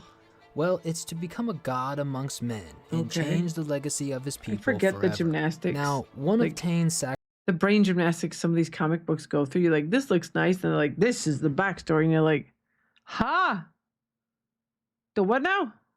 Okay. Sacrifices happen to be the lover of the witch Kiva mentioned earlier, who is not a druid by blood, but was hesitantly adopted into their society. Apparently, she comes from a long line of witches that have passed the knowledge and sorcery Ain't nobody down going to from listen. If you think, listen. I'm going to make it very clear. Do not attempt to apply any rationale to comic books. Don't do it. If you have ever read comic books, even Spider-Man, all that type of shit, it does not apply. Look at Spider-Man. He should have gone to therapy. Did he? No. His fucking uncle had to die. No one does. Comic books, this shit does not apply. It does not apply. If you're looking for rational shit, not happening. Not in comic books. Nope. Not generation happening. to generation. Never And gonna this happen. includes blood alchemy. At this point in time, Kiva is unaware that Tane is the one committing the murders. But due to her being a witch, she can sense that the deaths are unnatural. She vows revenge for the loss of her lover, and prepares to combat the threat when it shows its face. Her weapon of choice just so happens to be our girl, Purgatory. This is mainly due to Kiva witnessing Purgatory's slaughter of a Roman invader on a previous night. Damn. Terrified and impressed, she knows that Purgatory will be the perfect vessel to enact her revenge. So with her magic, she not only summons Big Red, but enslaves her body so that she may use it like a puppet for her own usage. On the eve of their holiday known as Samhain, aka modern day Halloween, the Druids hold a ceremony, and it is here that Tane decides now is the time to take his apostle form. He then admits to the Druid elders that he was the one responsible for the murders of their people, and that he will lead them to a better future, just so long as they worship him as a god. Oh, I'm sure it'll go well. Witnessing Tane's That'll actions, go well. Kiva summons Purgatory to fight the newborn deity and take her revenge. However, while they fight, the two are at constant odds with each other and are wrapped up in an internal struggle, giving Tane the upper hand. The fight doesn't seem to be going in their favor. Purgatory, out of self-preservation, demands the witch let her regain control of her own body so that she can destroy Tane. Cautiously agreeing, she lets Purgatory regain control. The battle still takes a turn for the worst, and Purgatory, having lost a lot of blood, is on the verge of death. It's here that Kiva tells Purgatory about the blood alchemy. Purgatory and Kiva have shared minds during this time, and Purgatory now has the knowledge to use the blood from one of her gashes and form a sharp projectile, which she uses to decapitate you're going too in depth Tane. with this. Fragile. So fragile. She then excitedly feasts and kills almost all the remaining druids at the ceremony. Damn. Okay, girl. Purgatory becomes lost in the bloodshed, Literally slay almost queen. possessed, until Kiva finally regains control and uses the sun to destroy Purgatory. Bitch, why you Later gotta it do would be it like discovered, though, that Purgatory actually hid herself within Kiva's body, and would eventually take over and shed herself from Kiva's skin. Kiva's soul is forever trapped within Purgatory, and it is stated that no one but her will ever hear Kiva's scream for all eternity. Okay, Also, girl. Purgatory is really getting some satisfaction from Kiva's predicament here. So Purgatory and is a fucking is the horrific origin of just Purgatory's absolutely blood unhinged alchemy. character. Overall, I was. personally enjoyed this story just because I thought it was a good decision to create an origin for Purgatory's blood alchemy. In other tales, you do see her use it quite a bit, and it is one of her more unique traits for sure. Also, I'm a really big sucker for like taking legitimate history and then creating fictional stories out of that. Really, I mean, if you think about it, Tane's motives, I mean, besides he does become the stereotypical villain, when he says I want to be a deity and have people worship me and all that. Like that part, yes, that's your typical super villain. But Yeah. his original motive was, what do we do when we see that our existence will be forgotten, ultimately. It's that act of you want to leave your mark on the earth, and for him to see that he wouldn't have a chance, or any of his people have a chance to really do that they would be kind of this lost relic, and the world would know very little about them. And then you have Kiva, who really ultimately just wanted vengeance. She was grieving, obviously, for her lost loved one. This story is very tragic just because nobody gets really what they want. And really, the only person who comes out on top is Purgatory, who really was brought into all this against her will. So ultimately, what you can take away from it, I guess, You wanted her is power, the and old saying, play with fire, you're gonna get burned. Exactly, bro. So those are just my personal thoughts on the story. Got cooked, You guys, sis. thank you got so much cooked. for watching. If you enjoyed this video, please give it a like, and don't forget to subscribe for more videos on revenge and, of course, Current our state. favorite Cremator, the dark goddess. blacksmith and What guardian did you of guys hell. think about Purgatory? Had you heard about the character before? Do you guys want to see more? Leave a comment and let me know. And until next time, guys, take care. Thank you, Suki. Cool, bro. Thank you for the comic book stuff. He's definitely got some good videos. We Who Defy Death, the many diabolical villains within Lady Death comics. Yeah, he's got a bunch of really good ones. Very interesting, very interesting. There's a there was a Crow crossover as well. That's right, with fucking Lady Death. Holy shit balls! I forgot about all that shit. I used to be really heavily into comic books. Yep. It was so weird. The fuck is this one? Lady Death number 0. Death becomes her. Thank you announcement. Oh, yeah, they're trying to make her come back a bit. The many powerful swords, which we watched. Yeah, good shit, good shit. We did some drag queens. I mean, but we can watch another one of this, because I don't know. I might leave the bodies for another day because I'm a little tired. Like, I slept like shit. I got 4 hours of sleep. But we can do some drag queens react instead. And then I'll call it quits a little bit later. But I don't know if my brain's in it for gaming. I don't think that's a big deal. I don't think anyone's really here to watch me do, oh, wow, I showed up for, crime scene simulator. No, you didn't. You just showed up to look at the pretty ladies. Look at the ladies. Look at the ladies. No, it's fine. It's fine. I'm not feeling gaming right now. I'm gonna go here. We watched this one already, I think. I'll take a bow. Yeah, we watched that one already, but we're gonna go through and look and see what we got. Perfect Match Season 2. We've got The Ultimate Queer Love. We've got Drag Queen Trixie Mattel and Kachi React to Physical 100 Season 2. That's all those. Can you recommend a vid? What vid? You mean from the Trixie and Kachi ones? You mean? Oh, they did Mean Girls. I'll save it for another day. If that's okay with you, I will click on it and I'll save it in my history. I do this. I'll do this. I've been studying It looks very cool. You know what? I may have actually fucking seen this. I've actually seen this video, but yeah, I can watch it on stream. I've seen this video. I know Bernadette. Nice. No, I'll watch it still on stream. If I said I'll watch it on stream, I'll watch it again. It's been like a while since I've watched it. Like, how old is that? I feel like recent, not so recent. Like recent? I don't know. I may be confusing some of our other videos. So, bottoming. Oh no. Drag Queen Six Mattel and Kachi react to Baby Reindeer. No. Survival of the Thickest? What the fuck is Survival of the Thickest? I don't know about that one.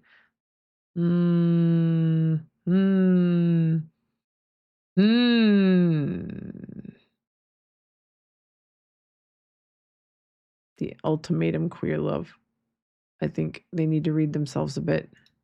We accidentally are lesbian content. Yes. The moments of the Netflix series The Ultimatum Queer Love. In this, I'd like to watch. What? React to Uncoupled? The fuck is Uncoupled? We'll see where this goes. So we'll watch The Ultimatum Queer Love. I'm not quite sure what it is. I never think of us as let's make something the lesbians will like. Yeah, I don't think about making anything that anybody will like. We know. Hi, I'm Trixie Mattel. And I'm Katya. And we are two queens who like to watch. Truer words could not have been spoken. And today we're watching The Ultimatum. It's a Netflix original program about dating and love, but there's a twist. They're queer, baby. We have discovered a bevy of lesbians who, in a dramatic turn of events, are not both rushing to the altar.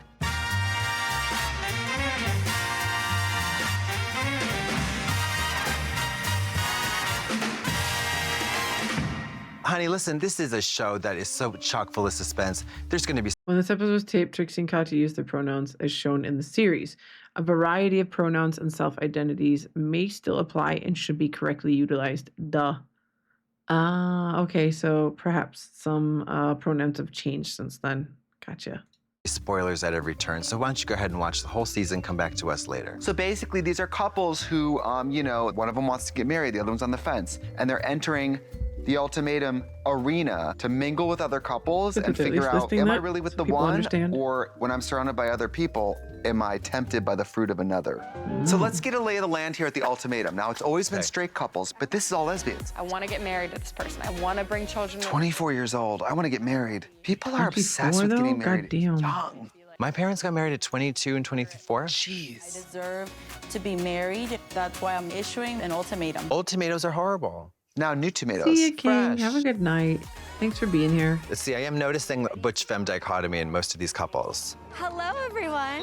Oh, I love that dress. There's one little problem I have with this. I don't know if I want to watch this one. This is two gay men reacting to lesbians, and I know they may not mean it with how they say certain things, but there's a problematic dynamic I know within the gay community and lesbian community that sometimes certain terms are said that they're not super keen on being called. I don't know. This is a kind of bumpy water tonight. Let's pick a different one. That's a little too bumpy. It's a little too bumpy. No, there is like lesbians and gay men notoriously, like, there's a little bit of back and forth there between, like, it's complicated. I'm not going to attempt to explain it. I do know from people like Landon Sider who've talked about it and stuff. Like, I'm not touching this one. So, beef? What the fuck is beef? You know what? We're just going to go with good old classic, because why the fuck not? Because we have to. Mean Girls. We'll go with Mean Girls. House Hunters. I think they did Selling Sunset. Do you know Selling Sunset? I think I saw them react to that one. If I'm not wrong. Hold on. That might actually be a good one, maybe. Trixie and Katya. Selling Sunset. Yep, there you go. Selling Sunset. Selling Sunset, the OC. We need when we're in the room together. None of I this. had a magazine with Orville Peck's Here we go. This one's good. face on it. I'm like, So we'll go with this one instead. We're going with this one instead. This is better. It's less problematic. There's no issues, because the fact that now that I think about it, that little reference at the beginning, the pronouns and all that, means that they knew that they could potentially be stepping in a pile of shit with that. And they probably did a little bit. So yeah. There we go. Okay, let's go. my counter. And I said, you know what? Orville's coming over. I thought it was supportive, but now I think it's weird. I'm going to throw it away. Then he's at my house and he goes, throw something away. And he goes, why is this in the garbage? Oh, And I was like, no. because I thought it'd be weird. You don't think it's weird now? Hi, it's Trixie Mattel. And I'm Katya. And we are two queens who like to watch. That's right. Today we get to watch Selling the OC. This is sort of a... I shall wait a short moment for the 90-second ad break to finish in order to, I don't know, yap for a moment. I'll yap for a minute while we wait for the ad break to end. But yeah, no, you can tell through the series that, Trixie has learned to dial it back a bit with the harsh lines on the cheek. She's finally gotten it to where it's a level of where it doesn't look like someone just like slapped her with a big old, stick across the face. She's got it perfectly now. You can tell that she refined it. Like Trixie's makeup back in the day. Whoo! I know it's supposed to be over the top, but people being weird about trans lesbians, that could never happen, right? Exactly. That's why I stepped away from that episode the moment it took me a minute because my brain's a little tired. I saw the mentioning of the pronouns and that, and I'm like, oh, that's good. And then I start watching it, and I'm like, I heard butch, and I'm like, oh no. Oh no, nope, we're not watching this. So there's Landon Sider is an amazing drag king and lesbian who talks about the very deep running misogyny still within the gay community with women, gay men basically, and lesbians. There is still a lot of bumpy waters there, unfortunately. And yeah, there's some shit that I just don't want to navigate, because I feel like it's I'm pan, but I am not exclusively lesbian, and I don't want to LGBA exactly.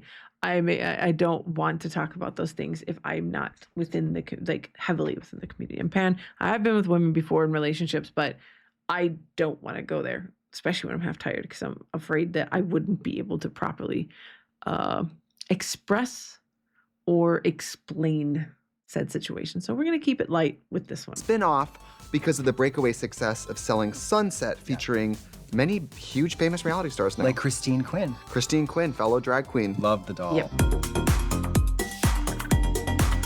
I don't go down roads that I'm not sure where they'll go. The OC's the Wild West. At least in LA, you know what time it is. The OC. Oh, it's vodka o'clock. I think they got like Vodka Trump o'clock. basements and like wine charms. Yeah. You know. Wild. So we're gonna take a look at the crew. The Oppenheim group, I believe, is at the helm. Part-time supermodels, part-time real estate. Yeah, agents. part-time real estate, God. part-time supermodel. I think that if we can expect this to be anything like Selling Sunset, people are gonna nut. Yeah. So spoiler alert, nut ahead. A new office means new agents. Oh If my you're gonna be a God. songwriter, you need to make songs like this that are just beats that's like, give me what I want. I want it right now. That every song is, I want it. Give it to me. So give it to me. Oh, I hate that house. Oh my God. There's nothing better than a new challenge. I'll give you a new challenge. I'll give you a building a challenge. future for my family. There's nothing tougher than real estate. Well, maybe there is. The skin on my mother-in-law's back. Whoa. What is that? 2 breadsticks at the Olive Garden? 2 Alexandras are better than 1. Oh my God, what are these? Why are they like they're in fucking Clueless? Bitch, there's a fucking Hummer that looks like the white Jeep that Cher drove. Excuse me, what? Her walking What around is that? 2 in her breadsticks little at the Olive Garden? suit. Bitch, huh? 2 Alexandras are Oh better my God, her outfit is giving such fucking Clueless vibes. than 1. Right. Work. Yes. I drive an orange Porsche. It's my homage. You, my dude. No. A purple suit and an orange. It's Orange County. That's not an homage. That's You need to shut red. the fuck up. That's It's red. called an ugly car. You're colorblind, and that's the wrong use of homage. But too. work. August Homage You're County. colorblind. My brother Brett and I have real estate in our blood. What You are see that these truck? cars? He's gonna have those little floaty things that it's like the inflatable slide that comes out of the plane. He puts his feet out and little stilts shoot out. Fuck the fucking clothing, Yubi. What is the vehicle budget for this fucking show? What in the fuck is this shit? I think they're I don't cute. like that they're wearing the same thing. Wait, a Hummer, we've got a Jeep, we've Being got a a twin is Porsche. part of your brand. Like, The Property chill. Brothers, do you think they could have done Oh it my without one God, another? they Absolutely. The property brother. Okay, so Alex Hall has a little pizza night at her house with only some of the other agents, and we start to learn the complicated web of relationships present in selling the the amount OC. of Botox in this room. Why do you hate dragons? Because she's the worst person in the Nothing more cunty than someone talking about someone and saying they're the worst person in the world with a fucking fork full of salad in front of their face and a high pony. Come on, girl. Come on, girl. Come on, girl. Come on, Why do you bitch. hate dragons? because she's the worst person in the I can't. Honestly, Tell it. Say it. realtors High are direct. pony. She called me a bitch. She called me a f***ing bitch. Her card says f***ing bitch. Call me now. Bitch, licensed realtor. Done. I'm your best friend until you cross me, and then it's f***ing over. Then I'm a f***ing bitch. People always say that like it's virtuous. You crossed me once. I'm gonna take your family and put them in a wood chipper. Yeah. I always forget that you're not 30 yet. She is a cunt and I love her.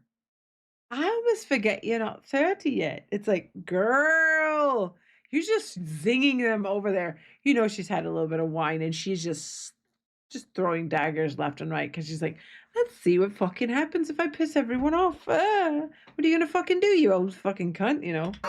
I keep forgetting. You're not even 30. Jesus Christ. Where is she from? I think it's a fake accent. I think she did like 6 months on a cruise ship as Yeah, a waitress thank you. and just cherry picked. Yeah. I love when a woman says like, I have underwear older than you, which is like supposed to be a read, but I'm like, throw those Hanes out, Exactly, woman. girl. No, You know what I mean? I don't have My underwear tucking older pants, than it looks like it someone. went through a cheese grater. And I said, what's going on with me? That my ass Okay, ate? okay, listen. If they are older than someone, if they're like special ones I've purchased or like had commissioned, fine. But like if they're like agent provocateur or some shit like that, that shit isn't only being worn very, very rarely. Like 2 pairs from them, like a bra. And it's like, that shit, that gets worn very rarely.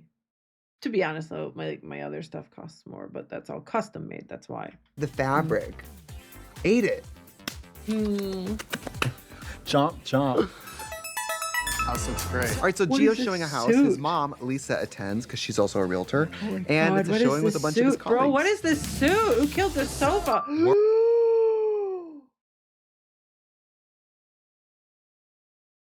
Yubi? Is Yubi in the room? Yubi! Yubi! Oh my God. Girl! Look at this face. That is not a face. That is a fucking mask, girl.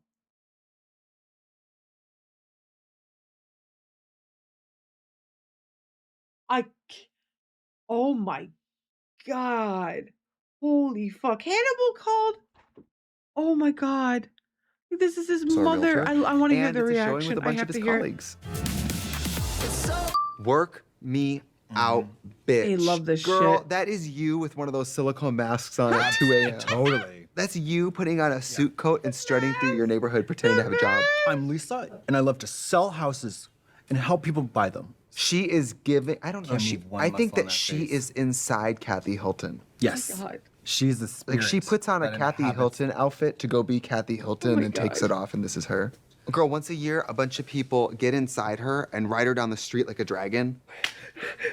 Like, that's really crazy. And by the way, we do not discriminate against the Surge No, divas. it's just- Obviously not. She's fierce.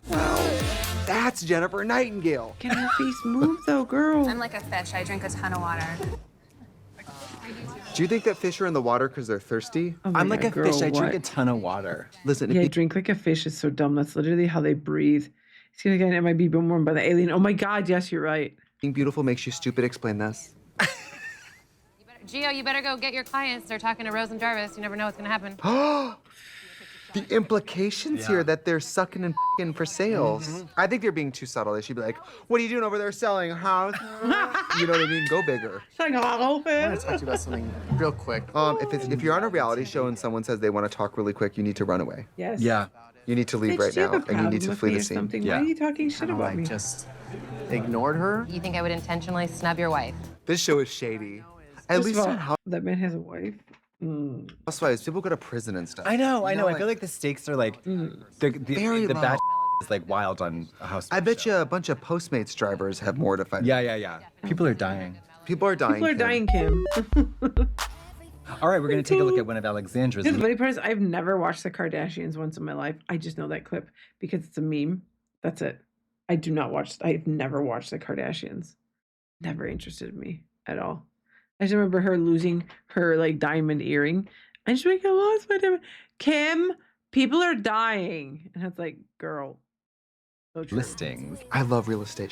I know you do. Now, do you like these ultra-modern California homes? that No, look up- I certainly don't. If it's not built between 1910 and 1925, burn it to the ground. And there's even an outdoor restroom right there. So that when people are in the pool, there's a nice convenient place to go. I just go in the pool. So I don't Did he just say he pees in the pool? Yes. Every guy does it. Yeah. No, they don't. Don't piss in the pool. No, they don't. Jason? No, they really, really don't. Do it. I gotta go in the pool real quick. You're gonna in the pool? Girl, he could dive in that pool. It's a guy's thing. Guys, piss in it. No, they don't. No. And the girls are like, and it's a girl thing to in the pool.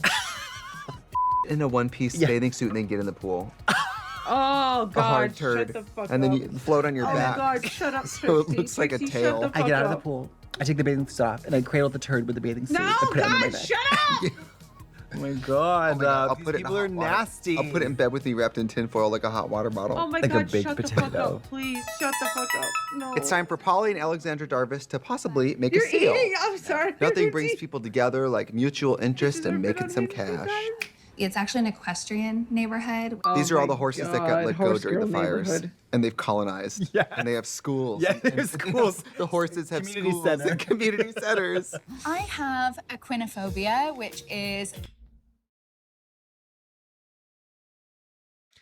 This bitch is scared of horses.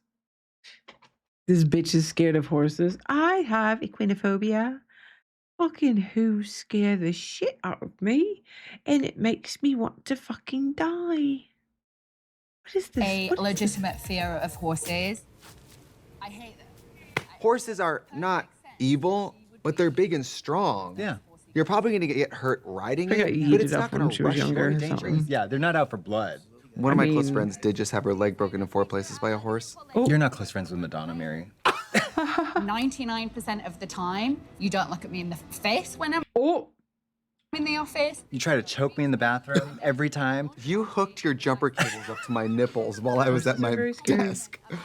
You didn't think I'd notice, but when you turned on your... I used to go on large animal calls, and I worked with 2 vets.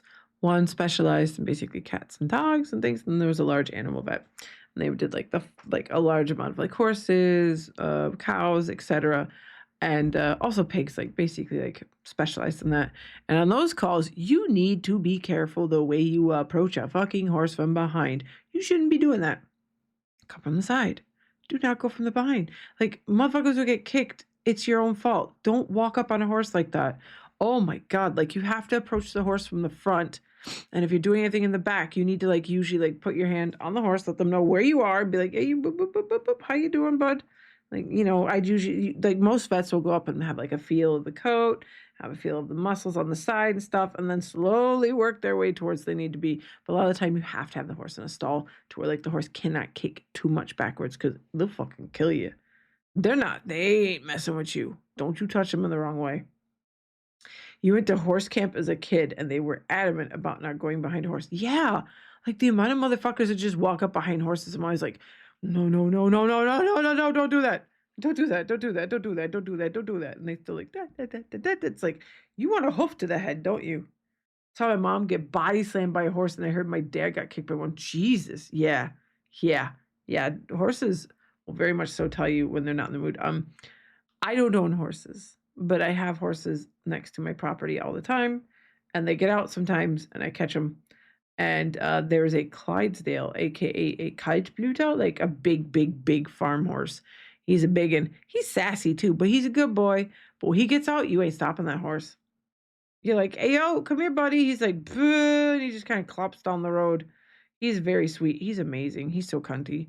Like, and he'll be standing out in the field, and I look out every now and again in the summer, and the wind will be blowing, and he has this beautiful like ginger blonde coat and then like blonde hair, and it's just blowing in the wind. I'm like, aren't you just fucking majestic, you piece of shit?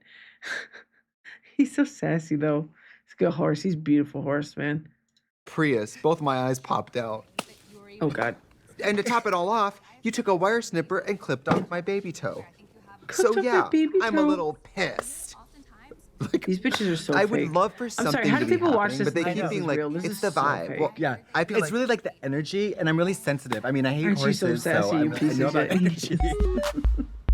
So Polly wanted to get an office. There's a big boy when you're standing in your backyard and you're doing stuff, and you can feel the ground vibrate as he's running past. He a big boy. Ooh, 19, very close to Sisyphus. I didn't see Ewok, so Ewok didn't get his role. Pet, and her wish was immediately granted, probably because they didn't understand what she was saying. Please tell me she gets a huge pig. Like a giant misery pig. It was a teacup when I got it. It's a cockroach. A cockroach? People don't understand in California the cockroaches are so big. Sure. And so fast. Yeah. Ooh, they give me the creeps. Yeah. You got your pet. I'm having like, they're like crunchy. She's like, Calm down, I feel it's like a that cockroach snubbed me. That cockroach just, I felt like, it was just like weird energy. I just need to like clear the air somehow with the roach. Jason could ride it. If you're a real realtor, which I'm sure these people are, but then you become a TV star, do you stay a realtor and a TV star? Do you use your TV fame to sell more houses? Or are you trying to stop being a realtor through the show? Unless you're like a super hit Real Housewives star, you're not making millions of dollars per season doing reality television. I'm sure they make more money selling these billion-dollar houses than they do doing reality television. Definitely. Yeah. I'm sure it's hard like anything. The service you have to provide is crazy. Yeah. You have to go wake them up by hand every morning, lead you by the scruff of the neck. So, the roaches are getting fumigated, and I'm not talking about the Alexandras. Hello! And the whole office is going to the beach while the fumigation happens. Who has ever played Snog, Marry, Avoid? Is she from the Shire? What is her I think she's doing a fucking bit. accent? She's like Catherine Tate or Has to something. be. That accent sounds fucking unhinged. What is that? She's like doing... Snog, Marry, Avoid. She's in Clue.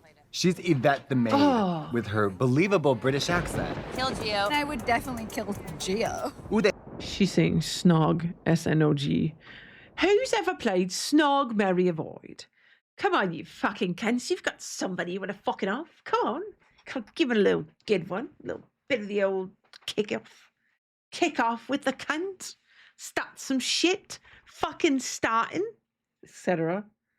Nobody says that. What says what in the UK? Snog, or what? Nobody says what in the UK. Please do elaborate. I have quite a bit of expertise about what's said in the UK. Snog, marry, avoid. She was probably trying to Americanize it in a stupid way. She is probably sorry, but people do say snog. They do say snog, but you don't hear it as often. It is used, but the snog, marry, avoid shit, I do agree. Like they'd probably be like, fuck, marry, kill. Who you fucking? Who you marrying? Who you killing? They'd be more like fuck, marry, kill. They don't say snog.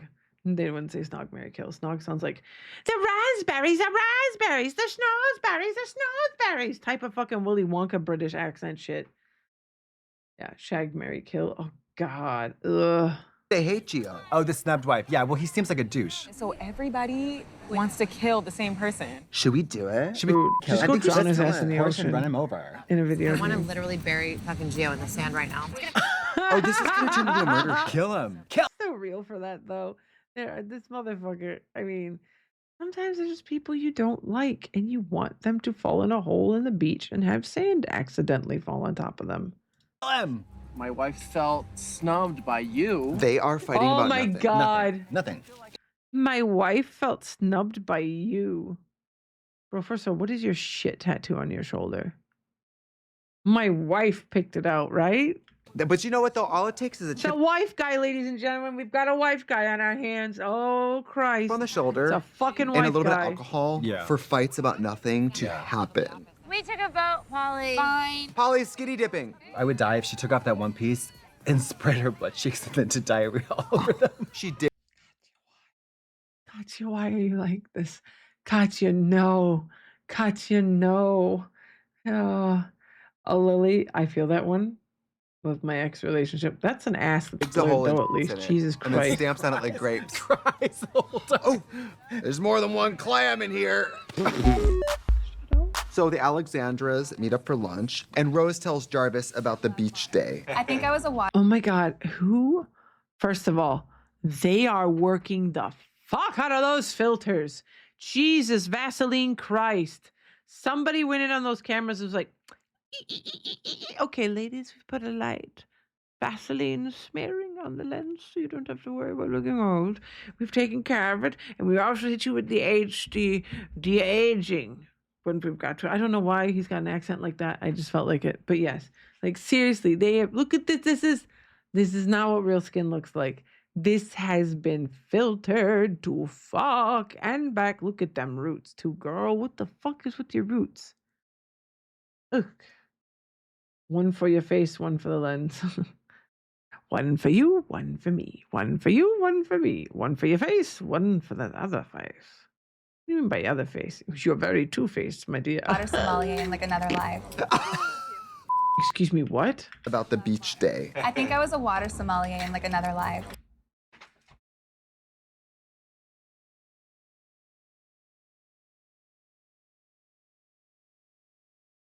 A water sommelier. Ma'am, huh? Ma'am, huh?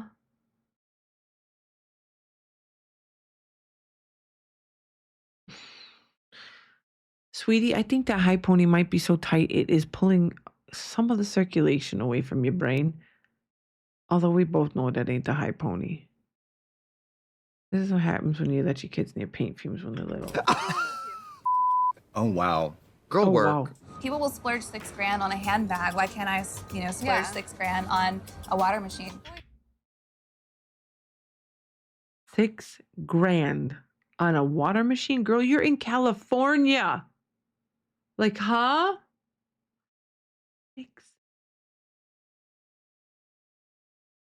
Well, it's just gonna be you and your water machine. You tell him, Beth. Yeah. She loves water. So I mean, this woman can sell $20 million houses. She can also sell a $6,000. I'm sorry. This water shit is giving me ED vibes. Like, she definitely flavors water with like a little spritz of lemon or like a little spritz of orange. She's like, oh my God, this is my treat. The fact that you say you're this obsessed with water does not sound healthy. Like, I'm a water. It's probably a water. So in my past life, it's like you sound obsessed with water, but not in a good way. Yeah, puts cucumbers and all that in it, and like calls that her like my treat. This is my treat water. This is my treat water. It's got just a little bit of lemon. I know. When I put a strawberry in yesterday, oh my god, like, yeah, you have a bridge to celery. So for the best water. But yeah, this screams. I have food issues. I don't know why. It just doesn't seem normal to me. Something just seems off there. Water machine. I saw Alex Hall get like really upset with Gio, and like she was really drunk. Shooting up. Freebase. Ritual bloodletting. Ritual These bloodletting. people are successful at something, but not conversation. No. So Kayla gets drunk and tries to kiss Tyler, who's married to Britney. Girl, not the drunk kissing. So Kayla gets drunk and tries to kiss Tyler, who's married to Britney Snow. Yes. By the way, Britney's gonna find out about this. It's on television. Yeah. God, that would be horrible to be on a reality show where you like cheat and then you have to tell your partner about it and then you have to watch it and it's on TV. I'm so offended by Kayla's behavior last night. She pulled down her panty fucking and accent. squirted all over my salad. She came And I over had to eat it. as she was wearing my sun hat. As she pulled it off, she took a right in it. And that was steaming. And she put it back on my head. And now my extensions are covered in human faces. After a few drinks, she, tries to make out with the married men in the office. This is like some nefarious. Yeah. You gotta spill blood to stay on So the dude's being like, the who now in the office? Who is it? season 2, and they know that. You know what I mean? Husband. You're a husband. Greedy, disgusting, despicable husband. I bet you Britney's. Listen, bitch. Listen. I got a problem with this. I got a massive problem with this. Husband fucker. Yeah, because your husband slipped and fell into her vagina? No. It takes motherfucking 2 to tango, ma'am. And you making only the other woman responsible for your husband's, infidelity is bullshit. Shut the fuck up. Don't shame her. Your husband, she tried to kiss them. Okay, fine. It was out of order, but you don't need to fucking slut shame over that shit. Did your husband lock lips with her? No? Fucking avoided. Be like, I don't like it that she tried to hit on my husband. Done. No need to fucking slut shame. God, I hate fuckers Snow was like, this. who cares? I'm Britney Snow. Have a good day. Yeah. Maybe this is a little pie in the sky. But if someone kisses your boyfriend, Women against they other were women drunk, always. Jesus and Christ. he didn't kiss. You should be able to laugh. No shit. Straight Makes people. me sick. Straight people in the betrayal. What did Yes. he do? Was he the Unabomber? No, he kissed He was one. unfaithful. Girl. These Lady of the betrayal Lake. stories. Oh my god. Lady of the Lake. Then again, gay people are like, did you fist my husband? Yeah. Just checking. Yeah. Like, no one cares. Yeah. Kayla and Tyler put the attempted kiss behind them, and all is forgiven. In a display of incredible courage. I'm so sorry for doing that. You know what? He is married, but he is hot. I think she was just being a human. What is hot about this man? Something about his head's weird. Something about the way this man's face looks is weird. But then again, I'm face blind with that. I don't see attractiveness when I look at faces. Like if he was 2D, I'd be able to give you my opinion, but he's a real person. I'm not interested. Motherfuckers just, I don't know, something about his forehead is bugging me. I don't know. Drunk. She's being branded as a harlot. As like a cum He's too chugging skinny. slut. Yeah, cum leaking out of every orifice. Yeah. Sorry, I was at a 50-person gangbang this morning. I was at a Men in Music convention. I'm gonna pretend I'm looking at some houses down there, and they're gonna be like, "Can I help you?" I'm gonna be like, "You sure can." Christine would be like, "Yeah, I him and his wife." Hold on. Christine Did can. someone not tell this girl Christine that would be her like, powder around her eyes is giving a light flashback? Oh. That's why I can't drive. "Yeah, I him and his wife." Christine's probably eating out Britney Snow right now. Okay, so the two hot boys go surfboard shopping. One thing leads to another. Clothes come off and little tequila. Princeton. Yeah. I want to date one of these men. It's not gonna be husband fuckers. It's gonna be husband fucking. These two bros are broing a lot. You think David will care if I have a rich husband on the side? I think. See, where is this man attractive? He is not Yeah, hot. I want to Look at date his one of face these from the men. front. There's something Dave- weird. What is with his beard? Is this the same dude or is this just another white guy that looks similar? I'm sorry. Did he like get a little stubble since the last scene? Like I said, face blind as fuck. Think about his beard. Ava will care if I have a rich husband on the side. I think probably. I don't know. A motherfucker's hair. Olaplex, you son of a bitch. What is this brassy blonde? Take care of your shit. What if I embezzle that money into our relationship? Yeah, as long as you can funnel some I think cash I'm in talking it. about prostitution, but I don't know. How are things at home, dude? Everything's cool? Yeah, it's good. Date night every night. Sex every night, too. You look AI generated. So you have like sex constantly? Olaplex. Okay, purple shampoo. Not Olaplex, purple shampoo. Something to take. There's ways without Olaplex. I've never used Olaplex, actually. I've never been recommended it. Like purple shampoo. That's the term I'm looking for. You can just like use a very light diluted shampoo to take the brassiness off. So yeah. The fuck did he just say? But I don't know. How are things at home, dude? Everything's cool? Yeah, it's good. Date night every night. Sex every night, too. Okay. Okay. Okay. Okay.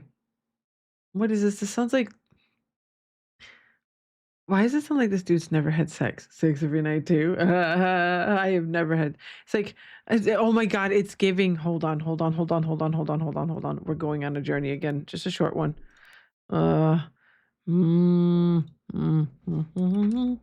This is.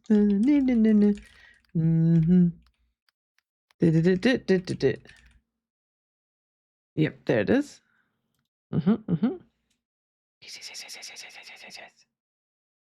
This is what it's making me think of.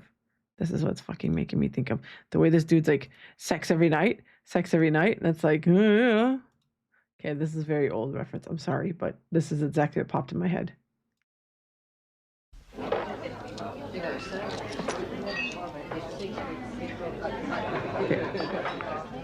Evening, Squire.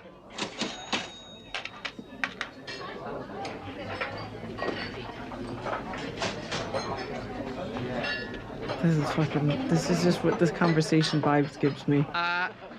You married? Yes? I'm a bachelor myself. Is your wife a goer? Eh? Know what I mean? Know what I mean? Nudge, nudge, know what I mean? Say no more. Beg your pardon? Your wife, does she go? Eh? Know what I mean? Know what I mean? Does she go? Eh? She sometimes goes. I bet she does. I'll bet she does. Say no more. Say no more. Know what I mean? Nudge, nudge.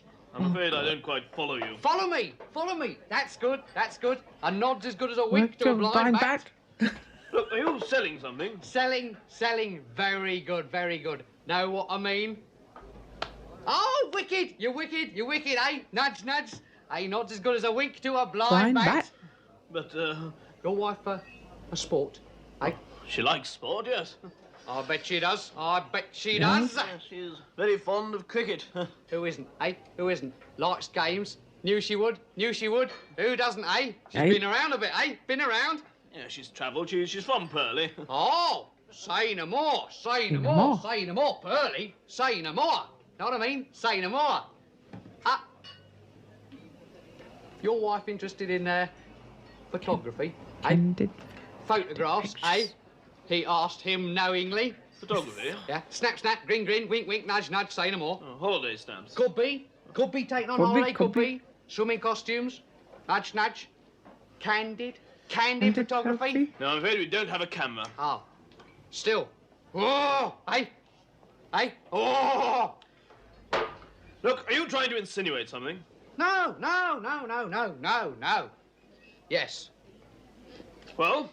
Well, I mean, you're a man of the world, aren't you? I mean, you know, you've been around, you've been there. What do you mean? Well, I mean, like you've done it, with a lady. You've slept with a lady. Yes. What's it like? That's exactly the vibe it was giving me. I know it was long-winded. I'm sorry. But, like, this dude's like, sex every night. Yeah. You've had sex with a lady. What's it like? It's fucking bit from Monty Python. I know it's very niche. It's very niche. It's very stupidly niche. I know. I'm sorry. But I liked it. Like, it's one of my, like, it's just that every now and again it pops in my head, the candid photography. pictures. You know what I mean? Know what I mean? Because like, just the way he's like. Home, dude. Everything's cool. Yeah, it's good. Date night every night. Sex every night too. Sex every night too. Sex So you every have, night. like, sex Know what I mean? Know what I mean? Like every day. Last night? Today? What's sex like? How do you do it? See? What's going on? Is it Wednesday? That's going to Pound Town. Going to Pound Town? He's actually a junior. That's like that bit, but now. Come on. We're in high school right now. That was Monty Python. Monty Python's Flying Circus. That's a bit from a movie. Like I think it was like I forget which movie it was. Like the something of life or whatever. It's just it fits. You know that somebody like that is bad at f***ing.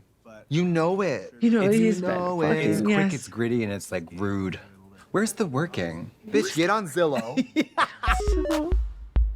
We have to hate on birds a little bit. Now, I love birds. Sex I'm every not here to day? stand for this. What's going on? Are you okay? I can't. Do you want me to shoot What's it it away? I like? can't. Like, I know because he's gonna fly and it's. Oh my god! Get him. This is the worst thing that happened to us since the Go. roach.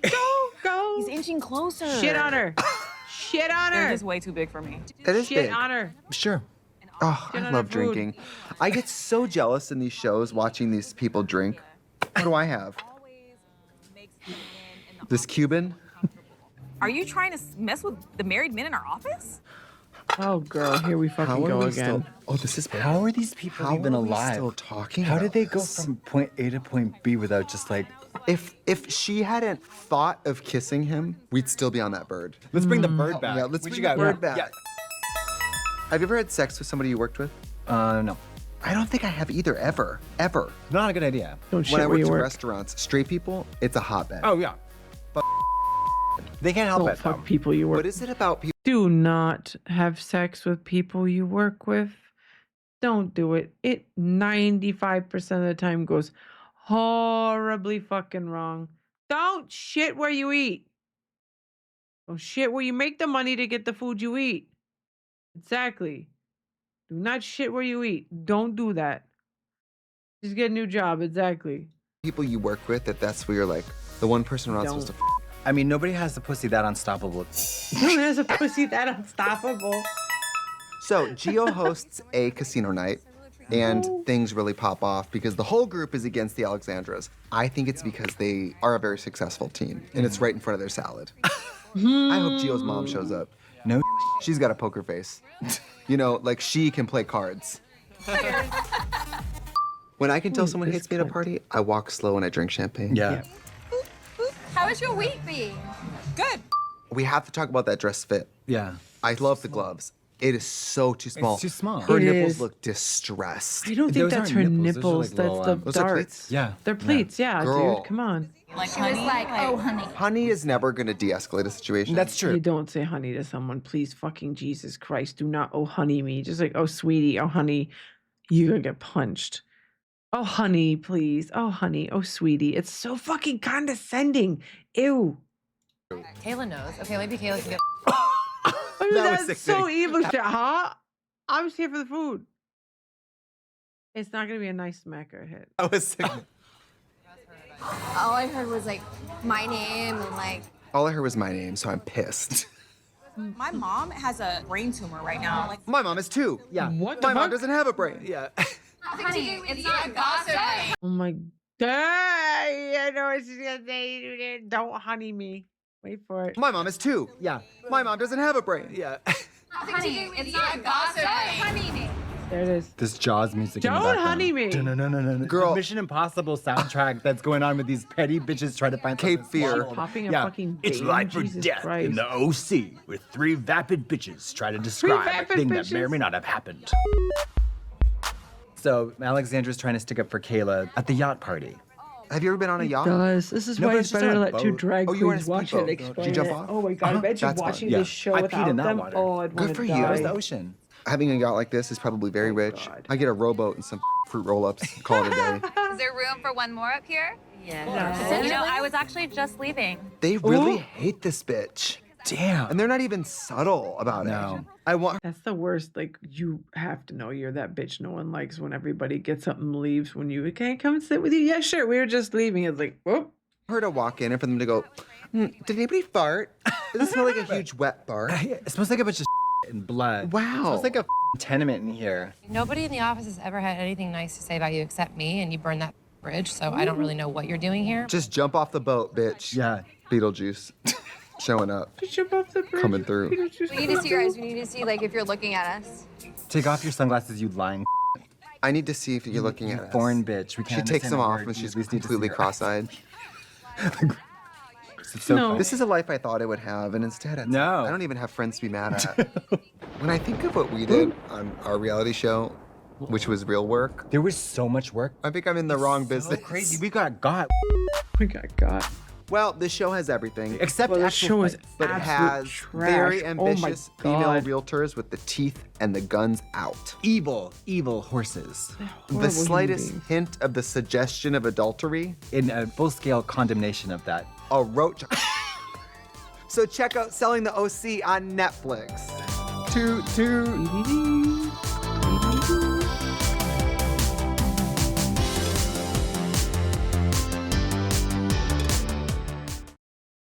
Wee is 1:30.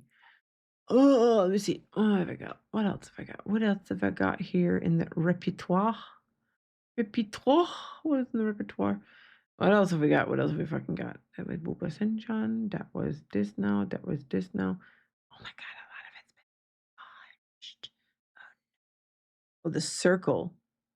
The Circle. My screen name at the circle will be. Oh God. Oh God. Oh God. Okay. Okay. We'll watch The Circle. It's 19 minutes. That'll be perfect. Then we'll hit the 4-hour mark for the stream and we'll be good. The Circle. 4 years ago. This one's 3 years ago. Yeah. We're going to watch The Circle. The Circle is weird. Squirt Girl 33. Squirt Oh. Bay. Mine would be Squirt Flop. Ham Hole 69. Ham 69, girl. What? Hi, I'm Trixie Mattel. And I'm Katya. And we are Thank two you, Ellie. queens who like to watch. We certainly do love to watch, in fact. And here we are again, watching Okay, the Katya fucking giving circle. fucking dominatrix realness with the high pony, the fucking boots, the high neck. Girl, I see what you're trying to do. I see it. I see it.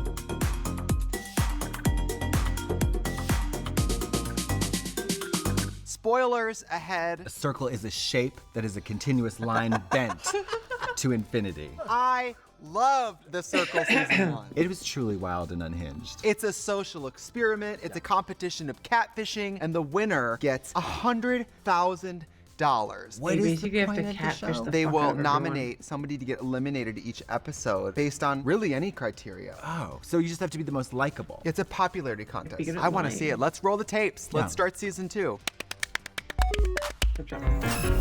Hi, I'm Lee. Oh, who's this 39 part? books as a female pen name. Oh my God. I Professional catfish. love it. Danielle Steele. Yeah, Danielle Steele. This is Danielle Steele. I'm here to Danielle Steele the competition. River is recently single, so he's very heartbroken. That way, it'll keep me from having to flirt with anybody. Because 32 years with one man. Oh, he's gay? He is gay. Oh, good for him. Technically an adult, but still a kid at heart. But still my pants every once in a while.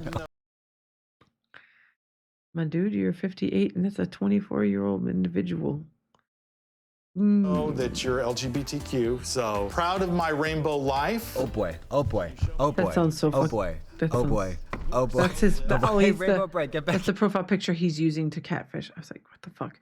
My brain needed a moment there. He's using that. The fact that the fact that he said proud of my rainbow life. Girl, what?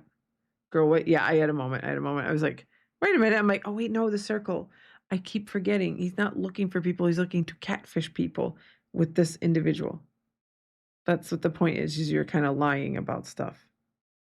Oh boy. Oh boy. Oh boy. Oh boy. Oh boy. Oh boy. Hey, Rainbow. Oh, every once in a while. Know that you're LGBT, but with one man. Oh, he's gay? Me from having to flirt with anybody. Because 32 years with one man. Oh, he's gay? He is gay. Oh, good for him. Technically an adult, but still a kid at heart. But still my pants every once in a while. Know that you're LGBTQ, so proud of my rainbow life. Oh boy. Oh boy. Oh boy. Oh boy. Oh boy. Oh boy. Oh boy. Hey, Rainbow Bright, get back in here. Hey, Rainbow Bright, get back in here. Nobody's got a rainbow life. Nobody's got one. That's not what gay people say. No, it sounds like a cereal. Oh my God, yes they do. We all know that they call it rainbow life.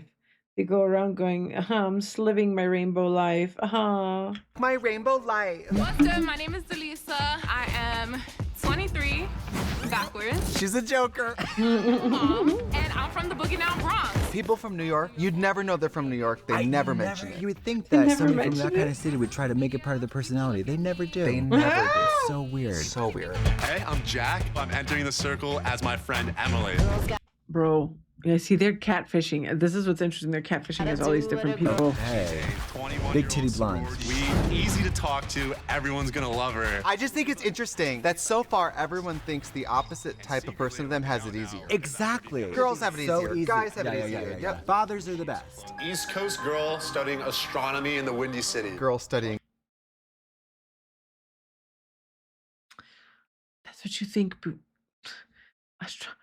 Astrology. That's you. Yeah, hello. West Coast girls screaming astrology while nude, covered in feces. That's their profile. Follow the blood. I'm here, Our next competitor might seem a little familiar if you watch Too Hot to Handle, the show where sexy Oh my god, this celebs on bitch an gets. Is this island bitch on every fucking show? told by the Alexa that you cannot This could be your bed. Oh, I hate her. Hi, I'm Chloe. I'm 21 and I'm from Essex. Of course No fucking shit. We would have never guessed that you're from fucking Essex. No one would have ever fucking come to that conclusion, babe. No one. No one would have found out that you're from Essex. No one. Jesus fucking Christ. Blimey! My way to win guys over is literally There's a running joke with a lot of people from the UK about the Essex accent. Roll that fucking pause with their puppies out. having the puppies out. I think she's got this in the bag. She's true to herself. Which is apparently rare. It's going to be hard being Americans and all. There might be a little bit of a language barrier there. I wouldn't call English to English a barrier. There's only about 4 words we say different. Stop with the Bag is one chips of and them. chips shit. Please shut the fuck up, girl. Come on, lights. Come on, camera. Come on, action. What the Todger. Hips, hair, nails, heels. Nails, hair, hips, heels. What's up, everybody? My name is Courtney. I'm 28 years old. I'm the entertainment host for a pop culture show on the internet. If you work in entertainment like he does, saying you work in entertainment would be the nail in the coffin immediately. Why? Well, no, he thinks that Because way people too much. hate people in entertainment. That People makes no hate sense. us. Yes. Especially. People hate us. I don't even know wants to Alright, tell anyone they're a season two of The streamer. Circle. You're That's why on I it. have a What are different you full-time fabricating? job. I would be Fiorella LaGuardia, Italian-American, 60 years old. I appear about 25. All blurry photos, and then everything says ciao amore at the end. Gabby! Yeah, Yo, when I finish perfect. I Bomb think I left would was do on. Frederica Bimmel. Stuck in a well. Stuck in a well. Size 14. Yeah. I do think I would pick somebody close to me that's so ideal, but they're a real person, so I don't really have to lie. Because I'm not good at lying. Oh, yes, I know that. So lying, if it's like pretending to be someone who's real, will be easier. Or go big. Pretend to be a celebrity. Julia Roberts. Aaron Carter. A huge A-lister. A huge A-lister, yeah. Somebody nobody has access to. So this challenge is like a poetry slam, and the contestants have to put on their Shakespeare attire and try to rhyme their way to the top. Oh, I God. love things that rhyme. You do? I fucking love it. Each Oh, one God. of them must write a poem about an influencer in the hopes of staying in the circle. I don't think Oh, I would Jesus, any this is guys gonna be in bad. This outfit in the club. Not doing that. No, They look no. like 2 eggs with the sheet thrown over it.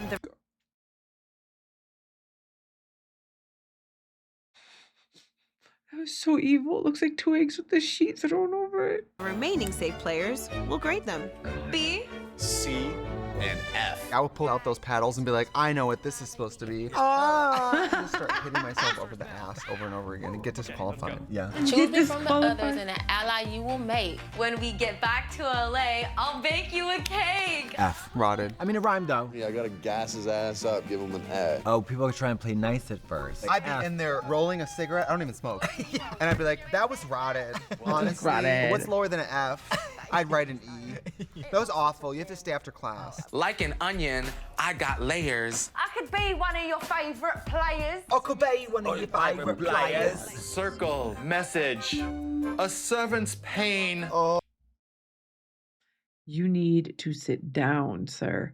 The fact that you are standing here in a fucking pirate's blouse, or rather poet's blouse, whatever you want to fucking call it, with a that is laced with a plume fucking pen and parchment in your hand. You extra bitch, you. I love this, but I hate it at the same time. Have I seen what? Mormon talent show? No, I saw bits of the Mormon stuff.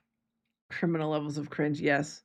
The same Mormon show where they took ketamine, not ketamine, fucking nitrous oxide for like Botox. Yeah, laughing gas. Oh no. Lord. He didn't include anything he learned about me. I'm gonna give him a C. Work. He didn't talk about my breasts, my boobs, or my titties. If the circle has already cured his heart's disease, then maybe it's time for him to go.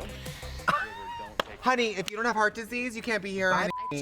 I'm in trouble. That's me. Yeah, you are in trouble. And it gets less than 50,000 likes in the first hour. I'm in trouble. Why did I have to flop Ooh, so you're hard? gonna see, boy. The contestants are about to make pancakes in the shape of an animal that best represents himself. I'm starting to think these people are in kindergarten. I was gonna say, this sounds like early childhood education. We've got poetry, animal snacks. What's next, a nap? They're not normal like us. Let's see the kindergartners making their pancakes. And he is a gay fish, so he's allowed to be really fabulous. Oh my God. What is going on with these people? They're touched by an angle. Is this? New competitors are going to be entering the circle, including boy band icon Lance Bass and owner of Rocco's West Hollywood. I smashed a TV in that bar once. Does Lance know about that? He does not. I gotta put my big boy pants on. Hold on a second. These people are in 4th grade. I know. I gotta put my big boy Gee pants whiz, on. another I already visitor. went night-night. Lance Bass? What's NYNSYNC?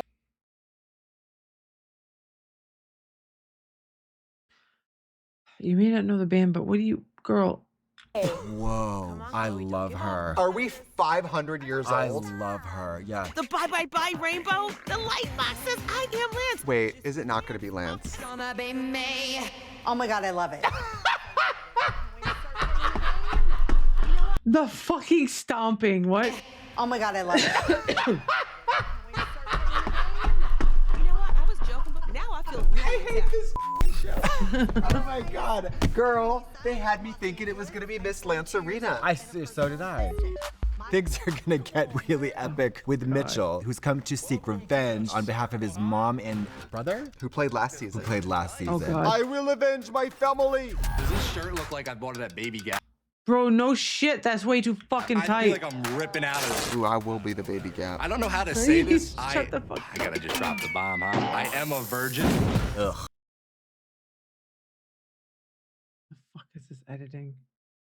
Give me a break. It makes me so mad. I didn't look like that at 22. I don't look like that now. I'm never gonna look like that. And sometimes it feels like pretty much a slap in the face. I don't physically flirt ladies. You know, I'll do this when I meet the right person. And quite simply, I just haven't. My dude, I'm sorry. I am very sorry. Ladies, you know. No, sir. No, sir. You're the kind of dude who doesn't count blowjobs as sexual activity. You have gotten definitely blowjobs of some kind, my dude, and you're trying to act like you're a virgin and be like, I'm a virgin. I've never had sex before. Motherfucker, quit lying. Quit lying. Nah. Just. No.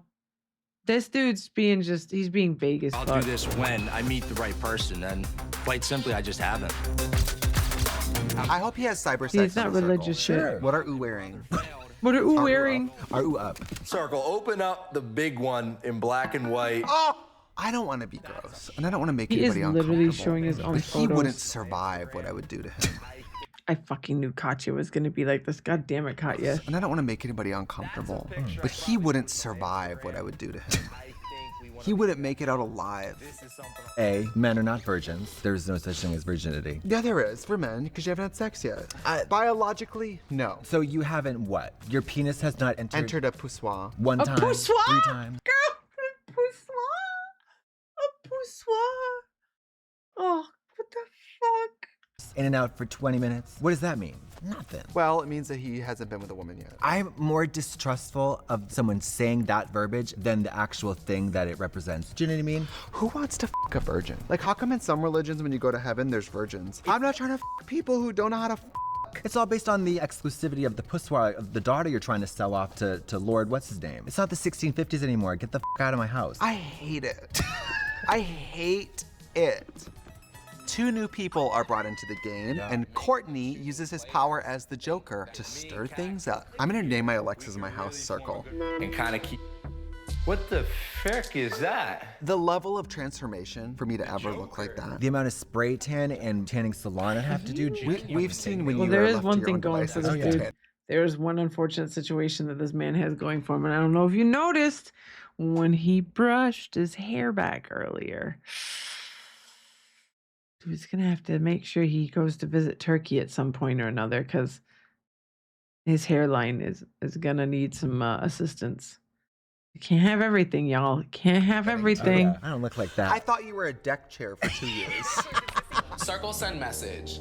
Hi, sweeties. I like this Tron chair that the Joker gets to sit. Yeah, it's cool. Message, eye emoji, eye emoji, eye emoji. This is you talking to your phone. Eye emoji, eye emoji. And the phone is Who does this? Like, I would not. And the bill I has could a- not literally stand there and yell an emoji I want at a television. I would fucking end myself. I'm sorry. I'd be like, that's it. We're just gonna open the window to get some fresh air, of course, and not step out of, because this is cringe as fuck. We would just be, admiring the view and smelling the fresh air.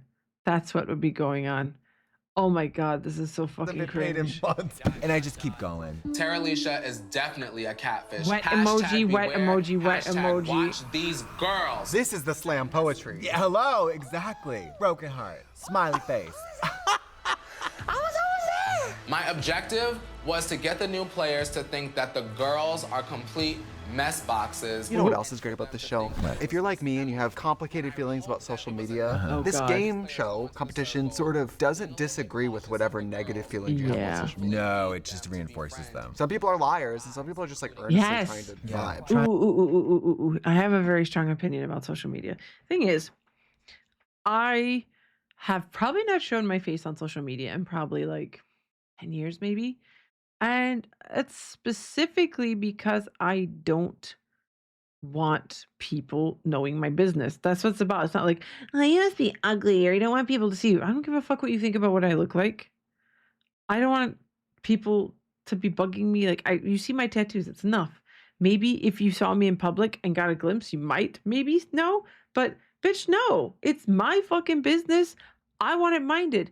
And like, I've thought this for a while in like the leftist community. Y'all is brave putting your faces out there. I'm sorry. Like in the leftist community, you gotta like balls of steel to do that, because it's a community as it is that is very watched. Like I couldn't do that. I couldn't. Like I value my privacy way too fucking much. And I don't want people to know my business.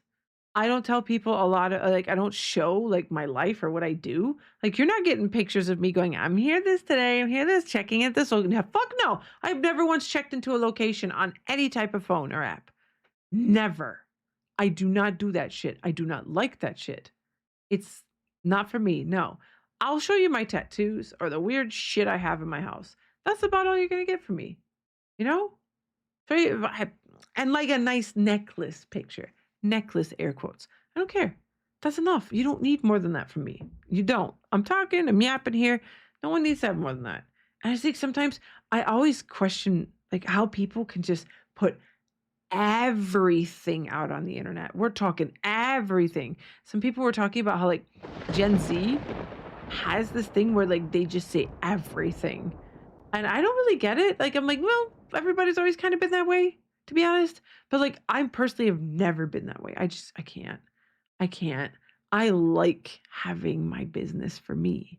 It's like whenever neighbors, yes, we get a HRT dealer, you're a hoe, and you pop up just for this subject to say you're a hoe.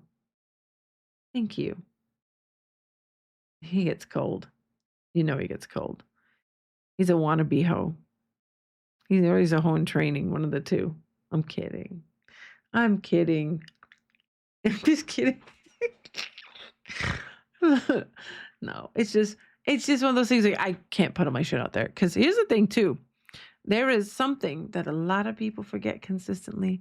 You put these pictures out there, you do these things, you say these things. Sweetie, the internet does not forget.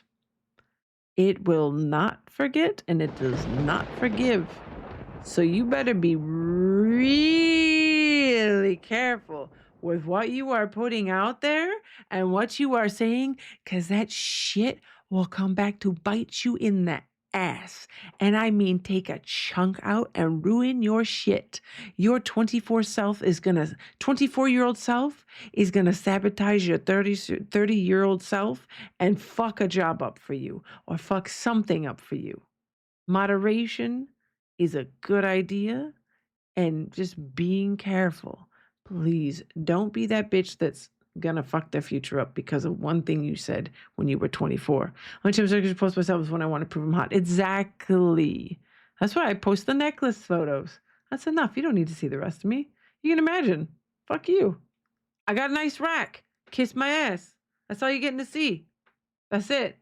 You know? You're not going to see all of it. You're going to just see it where it is. Done. Yep. Like, yeah, exactly. Exactly. You be same.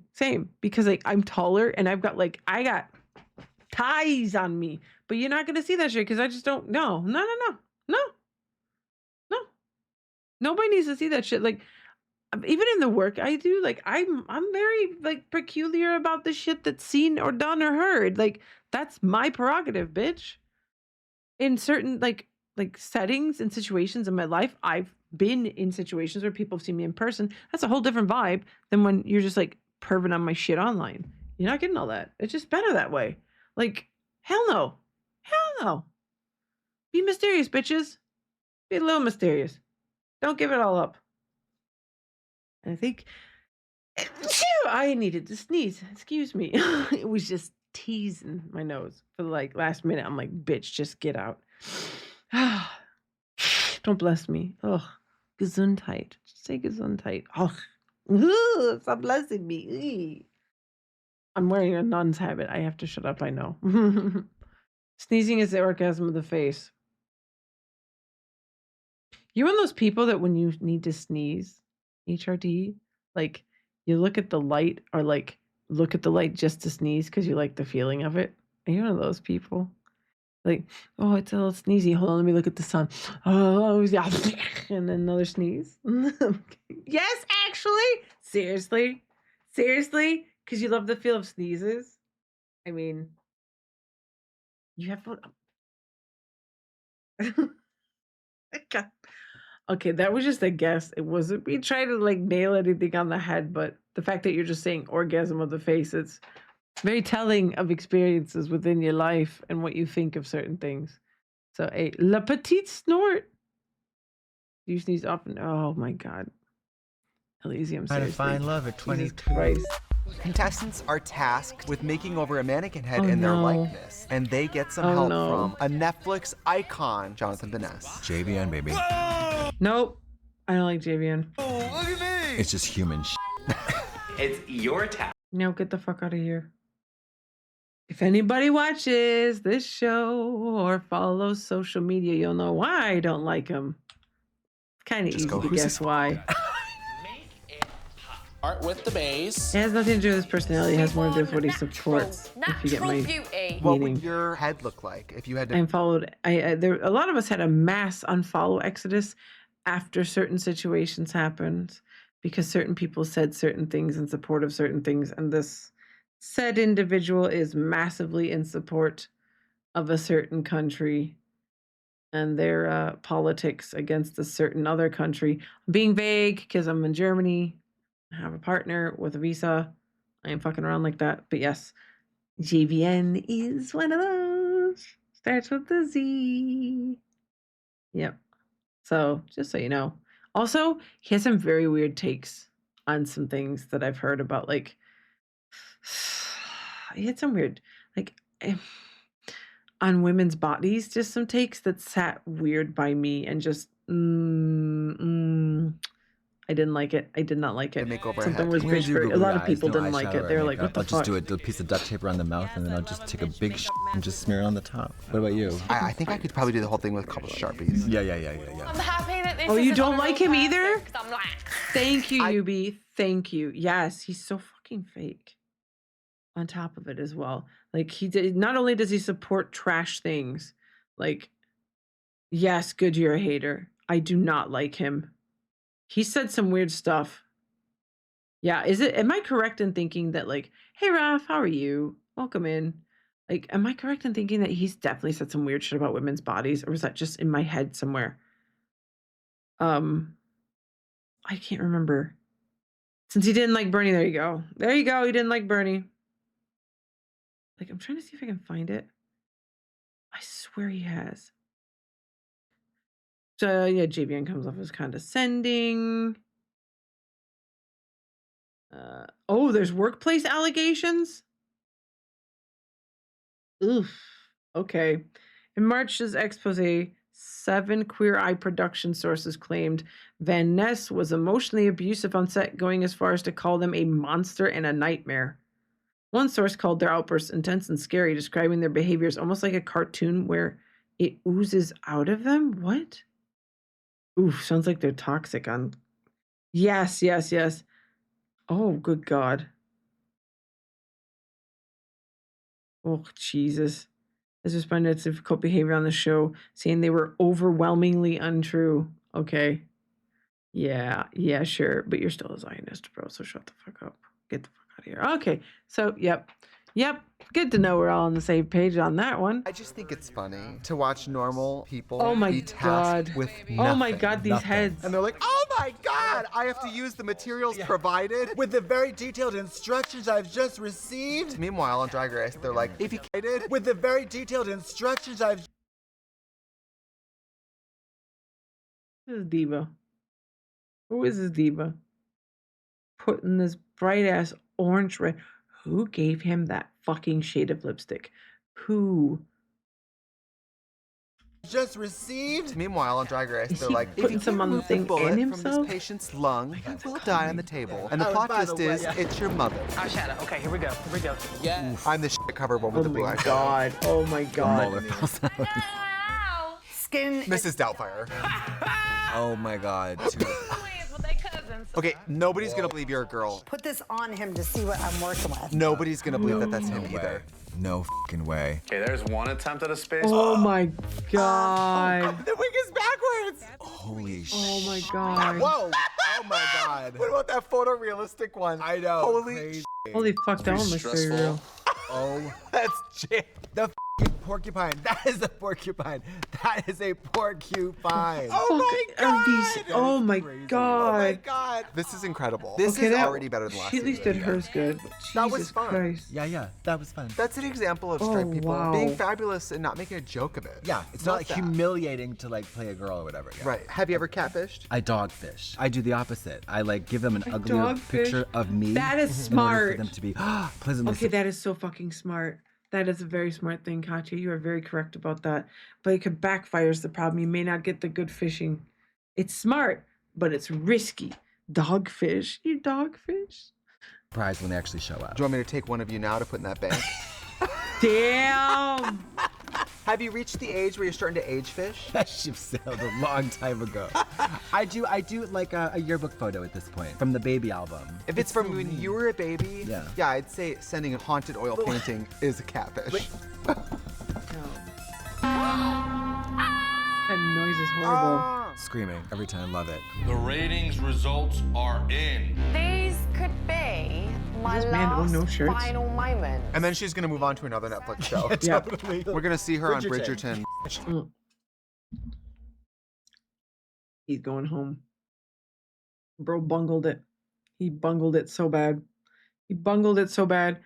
Bless him, but 30 years out of the dating game and then trying to come in and do this. No amount of writing books is gonna help you, my dude. I'm sorry. I'm so sorry. Who is it? My heart's pounding. Mine too. Come on. Oh my God, say the fucking name. Like she won an Academy Award. I'm representing I'm not Essex, surprising. babe. But being myself, Crying? being the most popular is priceless. We're supposed to believe this woman has never found acceptance in her life, when that is by and far the only acceptable looking person to ever come from the island of the United Kingdom.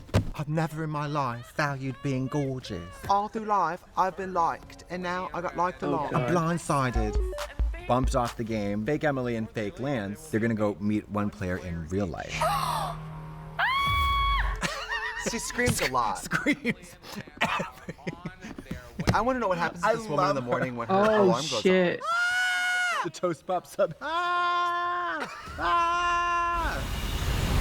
Hello? Did she just walk into somebody's apartment without knocking? River? Oh my God. They're gonna get axe Scare the murdered. shit out of me. Oh, I'm Lance. They should start f***ing. God damn it, Katya, shut the Lance, you fuck have been up. blocked from the circle.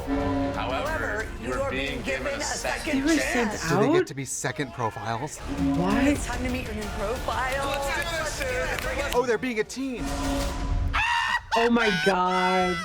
Oh no. I Oh love the no. circle. That's so You know fucking what? evil. Everything that goes around comes around in the circle, and that is the fucking funniest thing I've ever seen in my goddamn life. You're gonna play Wilford Steven, Brimley. an Air Force pilot. No, the circle's actually pretty good from what I've heard, because like you're just basically gaslighting the whole time, and why the fuck not? That makes more fun to watch than watching people like lie in real person to each other and try to like be amazing and all this. Like, no, I want to see like people trying to scramble and make a backstory. A retired veteran with diabetes. What's gonna be Diabetes. tough is just playing someone that's so much older. She went from being Lance Bass to now To Wilford someone's Brimley. uncle, someo's Facebook QAnon uncle. I love it. Oh my god, Fucking Facebook love it. And you're thinking about sweet old guys, you're like, oh, that's John. John, yeah. If it was your character, what would you name him? Gran Torino. The name of a city. Gran Perfect. I would go with Torino. something like Daddy Silver. Simply Father. Benedict Cabbage Patch. Yeah, there you go. Hey everybody, I'm John, full-time psychic, part Your ex used to watch that show. Was fun for like one season, but then like random curveballs was just too much. Producer Cook, yeah. It's literally only a show that you can watch only so much of before it's shit. So that's why the first season was like good. This is season 2. This one's just like they're trying to overdo it. time Santa. Loves butterflies. Full-time psychic. Y'all are gonna fucking be your downfall with that one. Sewing. And rifles. Hanging out with girls. Hanging out with young He means girls. I Pretending to think move furniture HRT into a means the van. circle season 1. Be like the most friendly old fella. Maybe we go. No. You should have given him a career as like a mall Santa or some shit like that. Santa impersonator. Bitch, you could ho that shit up. That motherfucker would pass. You could like be like, I am a part-time Santa impersonator and proud grandpa, some shit like that. It's a harsh stereotype that gay people are friendly. Loving partner of 38 years to my amazing husband Terry and father to 3 incredible children. What are your daughter's names? Bryce, Mystery, and Birkin. Bryce, May, June, and Mystery, and July. Oh, the Birkin. months they were born. No. No. I have to say, a social media competition, I would love some old to win. I would have just pretended to be the Santa shit baby. would work Everybody well. loves a baby. Pretend to be a baby on the circle. You know what it'd be? Yeah. A baby with sunglasses on, like this. Cool baby. Cool baby. Oh Yeah, my God, first name cool, stop. last name baby. I'm here to party and suck on titties. Who would you be? I'd probably pick my brother, who's like an attorney, a war vet, somebody I know enough about that I could reasonably pretend to be. I would just be myself. It would be so much easier. And For who? For who? That's evil. You're so fucking Exactly. evil. That's what I You're thought. making her creak. Stop. Lee is gonna receive a tear-inducing message from his mother. oh, Thank you. Hi, son. Love you.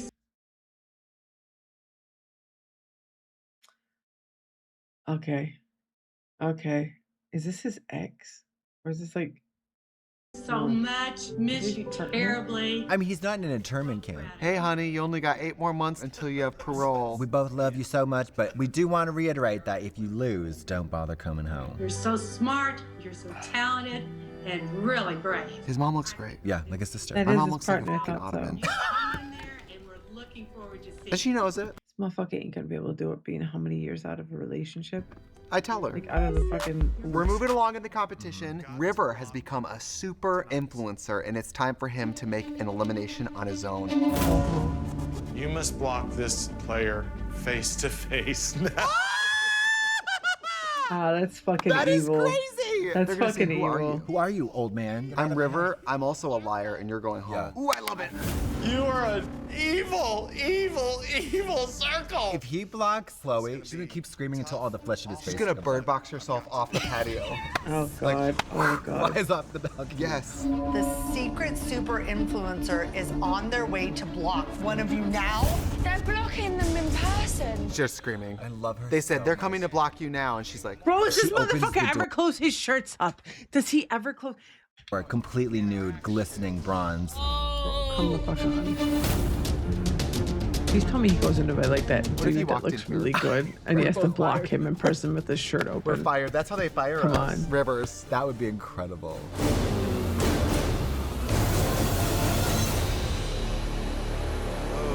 Don't tell me. Oh!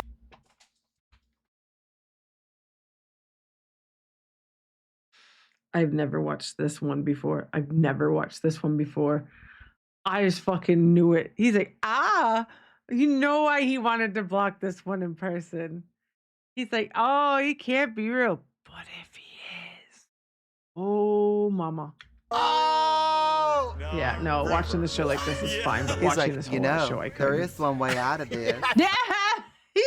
I could suck your d- The TGI Fridays is still doing happy hour. This show has everything. It's got everything. Isolation, backstabbing, Cute decor. cute decor, Cute shirtless decor, punks with no wow. sexual experience, Wigs and mannequins. wigs, makeovers, Pancakes, arts and crafts. Essex girls, Alliances, double crossings. double crossing, Piggly Wigglies? Snap judgments. catfish, Wigs with royal pigs. southern down home country catfish. Yeah, it's amazing. Please check out my favorite program, The Circle, Season 2, Yeah, available on not your Netflix. And please do it. Bye. Oh. Bye. Amore, amore.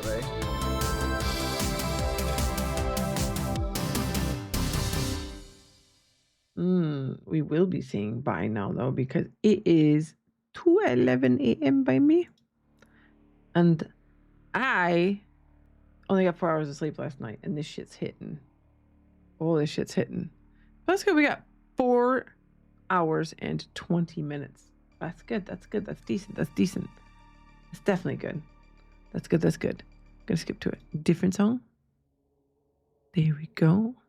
How about you? You're next. So we're gonna figure out who we're gonna go raid. Let's go back here, shall we?